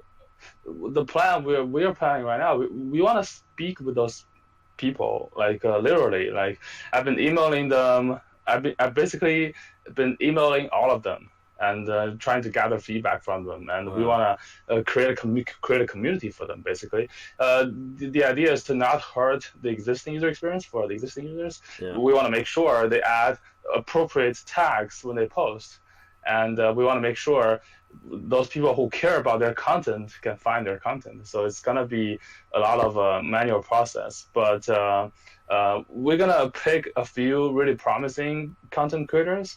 We're going to delegate to them maybe more than just a dozen Steem powers, and see how it goes. And for their followers, what they want to do is they want to also bring their followers over. And for their followers, we're gonna need the virtual account system, for their followers to to engage. So it's gonna be a little bit of a more like extra work. So I would say it would take at least months to finish all the process, but we're already starting to pick and choose people and to migrate them manually. That is, I mean, the initiative with Tumblr is fantastic. I mean, it's a totally interesting idea. I mean, Eric and Leah Coruscate and Nomad Soul are doing Steem onboarding to sort of get people in. This could be an interesting challenge and test case for them for their Steem onboarding. I'm not sure what sort of videos they'd need to make for those, but it could be an interesting challenge. Pensive. It's getting late. It's after hours here, but this is an interesting point. We're looking to get communities of people of all sorts and all ways of thinking, and all how do we accommodate that in Steem? I mean, we are looking to these sort of different groupings of people in different communities, so we've got to be broad enough. We're not just posting pictures of chickens and baking cakes. We're out there doing all sorts of stuff, so it is a challenge for the community, really, isn't it? You pulled me back just at the right moment there, Phil. But I did my best, mate. I did my best.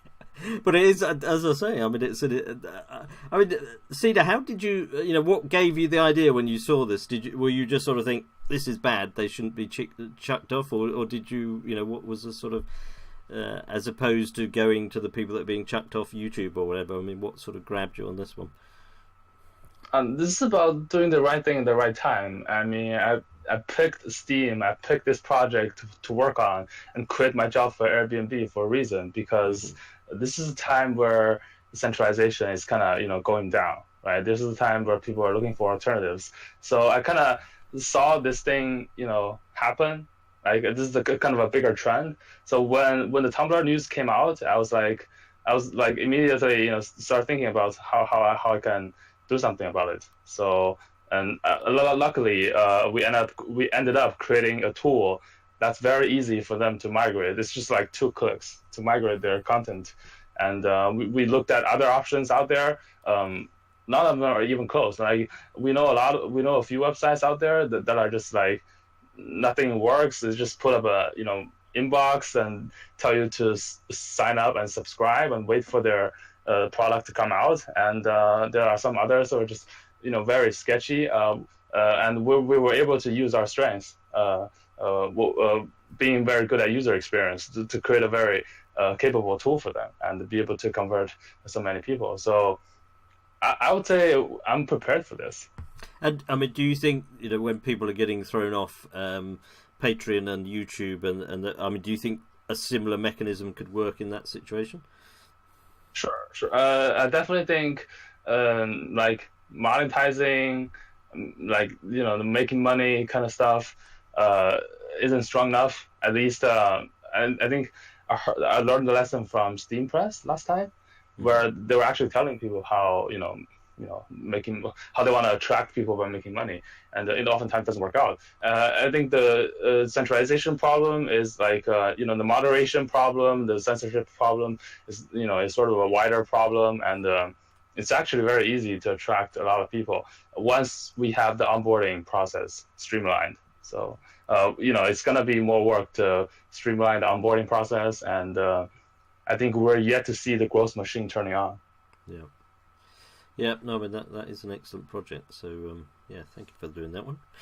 Thank you, Malcolm. Have you? Did you want to any closing words? No, not really. But I think we should focus more on things that will get people to come in and buy Steem and spend Steem. I think that should be our number one focus: is onboarding, encouraging ways to get investors in here. That's our biggest problem. We have a lot of people taken from the reward pool, not many people replenishing it with buying Steem and powering up and doing those sort of actions. And that is at both levels, both the sort of big picture investors that Matt and Oracle D would deal with, Matt and Dylan over there, and at the smaller scale of buying Steem Monsters cards. I mean, that whole scale, would you say? Yeah, I think having things that encourage that, and whether it's ROI or different things other than bid bots, but something that gets people coming. And I think dApps that do more than just vote bots are critical. Yes, I mean that is a challenge, and when we come to dApps, sort of I want to look at that, because most of the attraction mechanisms are not doing that, really, are they? It's still the old model of attract people in, come here, post, make a vlog or whatever, and you'll get some reward for it. And we haven't cracked the next step really for most people, have we? Yeah, dApps are going to be the future. I mean, posting and selling it to exchanges and powering down and all that stuff. We need to get out of that mentality and build people coming in and wanting to do things, and just posting isn't enough. Yeah. Yes, I totally agree with that. I don't know the answer. It is one of the trickiest bits we've got to deal with, because it's still, as I said last week, there's still a lot of at one end of the scale, the sort of post to eat type thing. You come make a post, you earn $1 or $2, take it out and spend it, which really doesn't go anywhere. But yeah, tricky one. Hilo. Yeah, because a lot of those people are just, they come here, they post, they power down, they sell it. They come here, post, power down, and sell it. Yeah. And that's all they're doing. They're not putting anything into it. Yeah, no, it's one of the big challenges we face, and I think in only a few cases have we cracked it so far. In a very, very few cases, and we've got to find the answer to that. I don't know what the answer is. I mean, do you think things like the sort of what I call Steem commerce, where people are actually using Steem to buy things and move the Steem about within the Steem economy, is that part of the answer? I think that certainly helps, yes. Things that actually get people spending Steem and distributing it, I think, are good things. Yes, because we've got I mean, do you think D-stores will be part of that solution? I need to look more into D-stores. I'm not too familiar with how that works. Yeah, no, that's a big project. I mean, it's been on my list of things to look at, and people have been raving about it. Yeah, but I haven't had time to actually look at what it does. Yeah, there are much smaller Steem commerce ones that are already in operation, like the Homesteaders Co-op, where they're actually now using Steem and SBD to buy things amongst homesteaders, which is a very small scale thing, but it's an interesting little experiment. You have Steem Bay too as well. Yeah. I was actually going to make a storm a long time ago, but without SPDs being stable, it kind of creates a problem. You can always the problem without a stable SPD is you have to go to a third party site to actually change the price and get to something that you can do. Yeah. If it was really stable at $1, you would be able to just send blindly and say, hey, here's $4 for a $4 widget. I know it's going to be 4 SPDs. I just send it. Yeah. But when it's not stable, you have to have a third-party site that they have to go to and actually go there into a shopping cart that does the conversion and kind of This is why figures out what it really is. value.steam.network. Sorry, who was that? I didn't see who that was.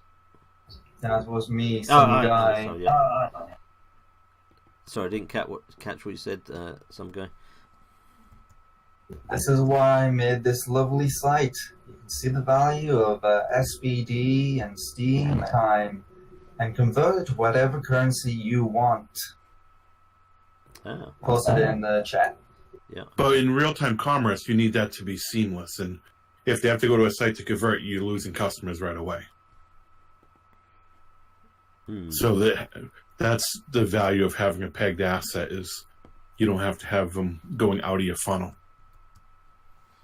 Yeah, it's too bad that SBD is broken.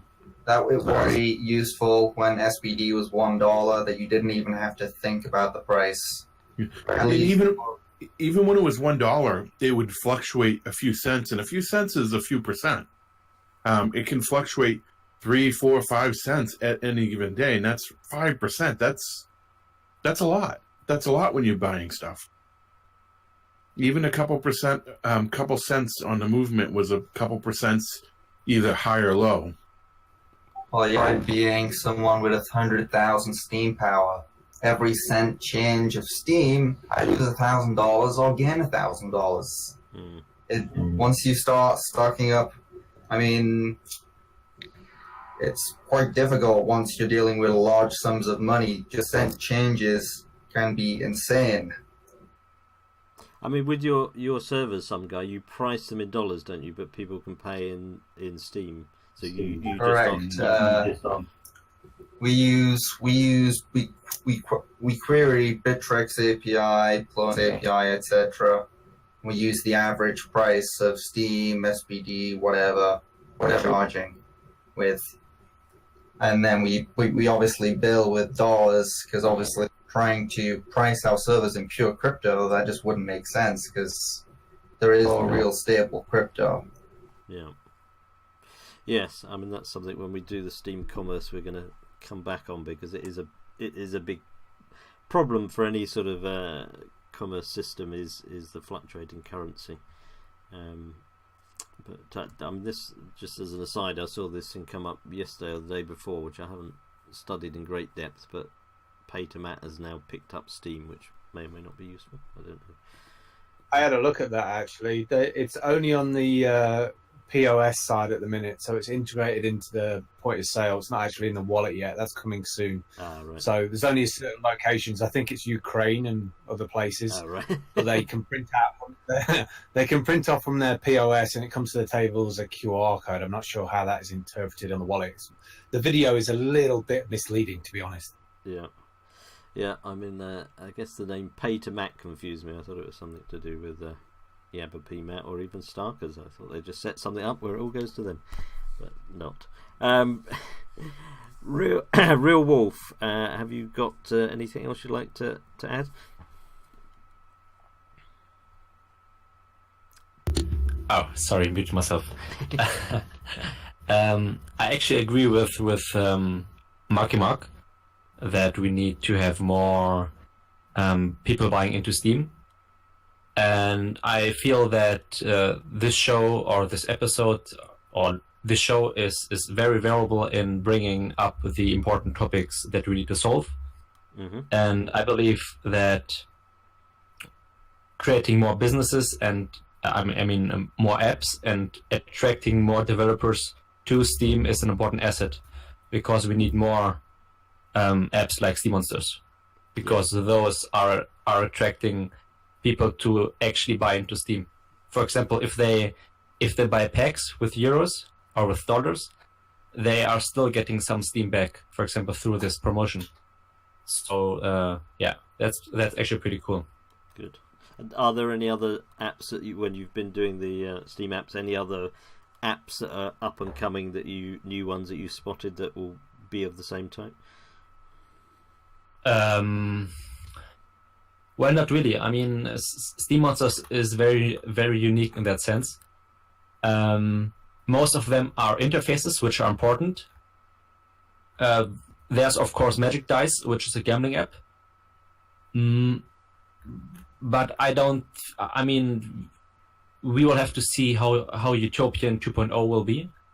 But most of the apps are. I mean, for me personally, Steem Monsters is a very good app in the sense of creating revenue outside of Steam, because people can buy cards with fiat, and that is very important right now, especially in this market.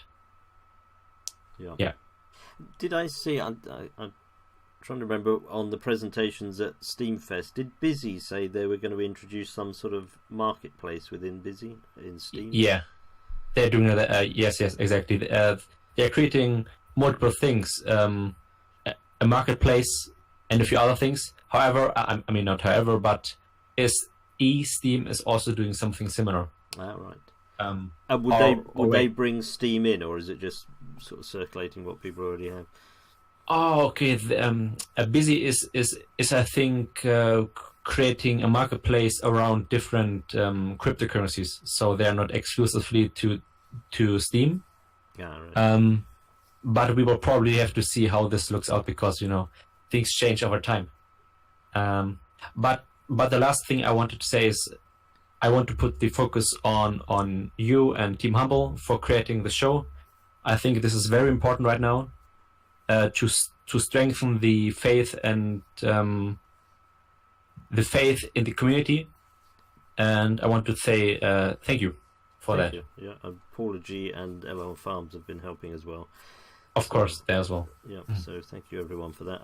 It's a fascinating thing to do. I find it really interesting to sort of try and condense, because some of the topics I know about and some are just way beyond me, so that makes it quite hard. But I'm learning a lot as I go, so thank you for that. Grand. Upheaver, any last points you'd like to make? If you're still there. Yep. Hey, I'm here. Yeah. Thanks for having me. I think it's a really nice thing that we covered so many topics, and I really like the idea of communities organizing into groups and actually taking control of development cycles for Steem blockchain. That was the highlight for me of the show. So thanks for that. Cool, thank you. Yeah, hopefully we can build on that and grow it. So thank you very much, and thank you for coming along. Nick Urasol, are you still with us, Nick? Hi. Yep. Any last points you'd like to make today? No, I just like to thank everyone for coming, and I'm to the future sessions we have. Hopefully, by the end of all of this, we'll have got a much better idea of what to do to bring everything back to where it needs to be. Cool. Good, thank you. And yeah, do let me know how it goes with if you go to the Ideas Hub, the Utopian one, to see how that goes with your project, because that sounds like it's a much needed project, so that should be good. So thank you for that. Will do. Thank you. I'll just hop back up to Agrod. I don't know if you're back now. Did you want to say any final thoughts? No, I mean, I think we're working on stuff, right? We're trying to do our best to get out tokens. We're trying to do our best to get tournaments and money for playing the game. And then I'm going to do my best to try to organize some of the committee formation so that different groups of talented people can work on that. And I don't know. We'll see what else happens. But price is down, and that sucks. But there's a lot of people here that want to see this project succeed, and I think there are hardcores that will see it through. Cool. Thank you for that. And Phil, coming back to you. Any final thoughts? Any bits we've missed? Anyone in the audience very jumping up to want to say anything? I think I've been following most of it, but yeah. No, I think you nailed it. Just one thing I want to kind of put towards Partico. Actually, I'm going to put a link in the chat. Yeah. So there was a site that I looked at when things were a bit quiet. I went and had a look at an Ethereum site. Don't hate me, everybody. Called Peeper, which is a bit like a bit like Twitter, but for Ethereum. I don't want to talk about the site too much. I don't want to talk about the site too much. It's got a penguin on it. I love penguins. But I didn't want to talk about the site too much, but I wanted to put something towards Partico about maybe coming up with something similar, just as a small test bed thing for the Steam community that's already using the mobile app, in terms of something like a badge, something that I can buy, like a physical thing that I can pay like a little bit of Steam towards, just to have a little verification on my account or something. Yeah, right. Just to get the ball rolling in terms of like getting people used to the idea of paying towards something. Maybe just have a quick look around that idea. So there's like little Thanks. on the things like Mafia Wars and stuff on Facebook, you could buy extra guns and things, if I remember from years ago. So it's little micropayments to embellish your account. Is that the idea? Yeah, I mean, like, what I really loved about this is that they wanted you to donate $25 to the Malaria Foundation, and then you got little malaria kind of like icon to prove that you did it. But I just think from a perspective of us getting used to the idea of paying for pro features or additional features, and especially with chat coming to iOS, I just think something like this to get the ball rolling, even if it's just like $1 or $2, just so that other people can be like, oh, I didn't know there was additional features here, then that might just get some income rolling in. Yes, that's a very good idea. That's a very good idea. Once we have integrated wallets, that will definitely be on the table. What's your time? Yeah, it's a good idea, Phil. What's your time scale, Cedar, for wallets? I don't want to say Q1 because Q1 usually means March 31st. So I want to say we hopefully we will finish that by January, because we also really wanted to allow people to send a Steam while they're chatting. So it's kind of like chatting and sending Steam. So we really wanted to have that before Chinese New Year, because the reason being, I don't know if you guys are familiar with Chinese culture. People send red packets. It's kind of like it's kind of a very interesting application. People send you money, but you don't know how much until you open the packet. So we wanted to try this idea to see if we can get any interest, and we're definitely prioritizing wallets. Could I embellish Phil's idea? Not trying to nick his idea, but I just thought of an embellishment of it. Willy Wonka and the Chocolate Factory. Could you, when people buy the badges, that every whatever randomly they get like a gold badge, so that if you it's just a game of chance. You buy the badge, but every so often you get a gold badge, or there's a little game of chance added onto it. I don't know if that changes the dynamic of it. Or you win something, or you win some extra Partigo points every so often. Yeah, there's definitely once we had wallet, this definitely opens the door for tons of innovation. So we're really excited about that. So right now we're just heads down, making sure, because we're doing like signing on the phone, right? We don't want to send your private key or posting key to the server. So we're doing all of those to make sure everything works. So yeah, it's going to be very exciting. Yeah, cool, good. Yep, sounds like a good idea. Little micropayments, because many years ago, goodness knows how many. I remember Mafia Wars. You did teeny little micropayments and got things. I can't remember what they are, but micropayments. And of course, Steam is ideally placed. We do micropayments free, so it's perfect. So. Yeah. Well, the one thing I liked about this, if you looked on the front page of it, peepit.com/welcome, they've got a clear brand message, right? Open, thoughtful, responsible. So charity badges prevent suffering and inspire others. 1,635 people donated $25 just to get that little stinking badge on their site. So they made money. Wow. So that's the reason why I suggest. Cool. Definitely. Yeah, that gives me an idea, which you can probably guess. But I would love to talk to you, Cedar, about whether we could do something with $1 a day, that people that donate $1 a day would get a badge on Partigo or something. That'd be an interesting thing. But cool. Yeah. Grand. Right. Thank you for that. I think we've sort of covered everything. Thank you everyone for coming along. I can't really go through the whole audience, but it looks like a pretty good audience again, and I'll be doing the recording of this probably be tomorrow sometime now, and then I'm going to do the committee posting that Matt suggested just to kick that off, and then see where that goes. And Agrode has got some ideas as well, and hopefully we mould them all together to come up with a committee structure, and then the fun bit of trying to work out the committee membership, which will be fun. And we'll have to supply tea and biscuits for all the committees, and that will be interesting. And Phil's idea for the podcasts, and I've forgotten the name of the podcast, Anchor FM, that was it, wasn't it? That would be neat as well. So thank you very much, everyone, for coming along. I'm going to do one last plug of if people want to keep up to date with what's going on, every day I spend quite a lot of hours actually now trawling around the blockchain, and I put together, and I'm just going to find the posts for the latest one.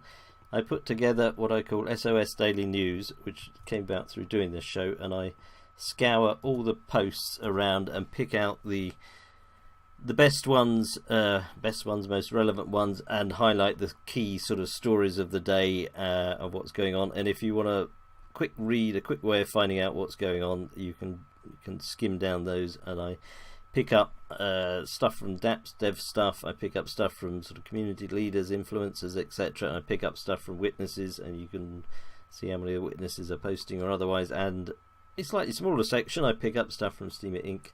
and put some little key indicators there. The ones that I enjoy putting most are putting the number of whales, orcas and dolphins and minnows, because nearly every day they go up or don't go down, which is good. So yeah, that's a little plug for that. Next week will be the next week and the week after, I'll put a plug for this.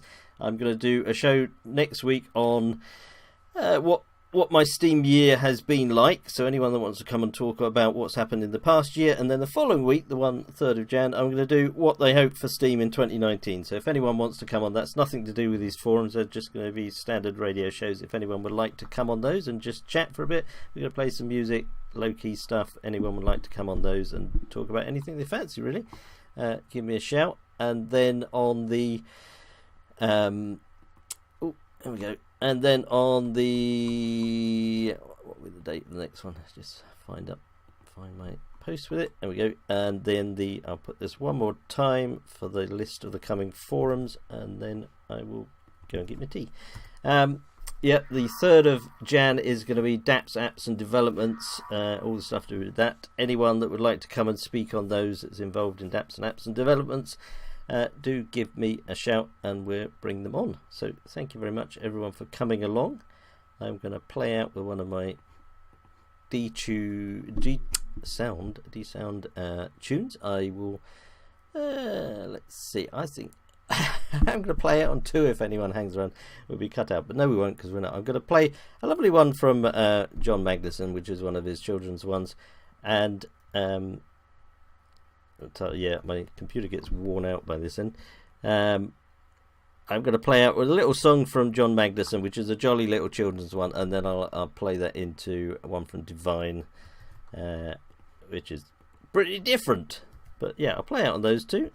And I will look forward to everyone coming back next week if they want, the following week, and then on the 10th of Jan for the next forum. So thank you very much, everyone, for coming along. Thank you, Phil, for hosting it with me, and Paula G and LL Farms, and I'm a Crypto Rick for helping put the show together and get the guests along, etc. at Scroovy. And I will see you all next week. So let's have a little bit of a jolly children's song. I love this one. This is from John Magnuson in Sweden. This is Jump Around. I thought we could all get up and jump around as we've been standing, or rather sitting down for so long. So thank you everyone, and good night. And we will have, here we go.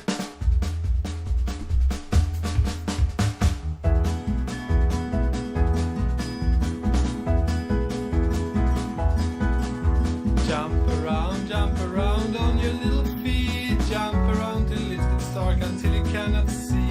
Jump around just as you will. Move around your pins and don't stand still.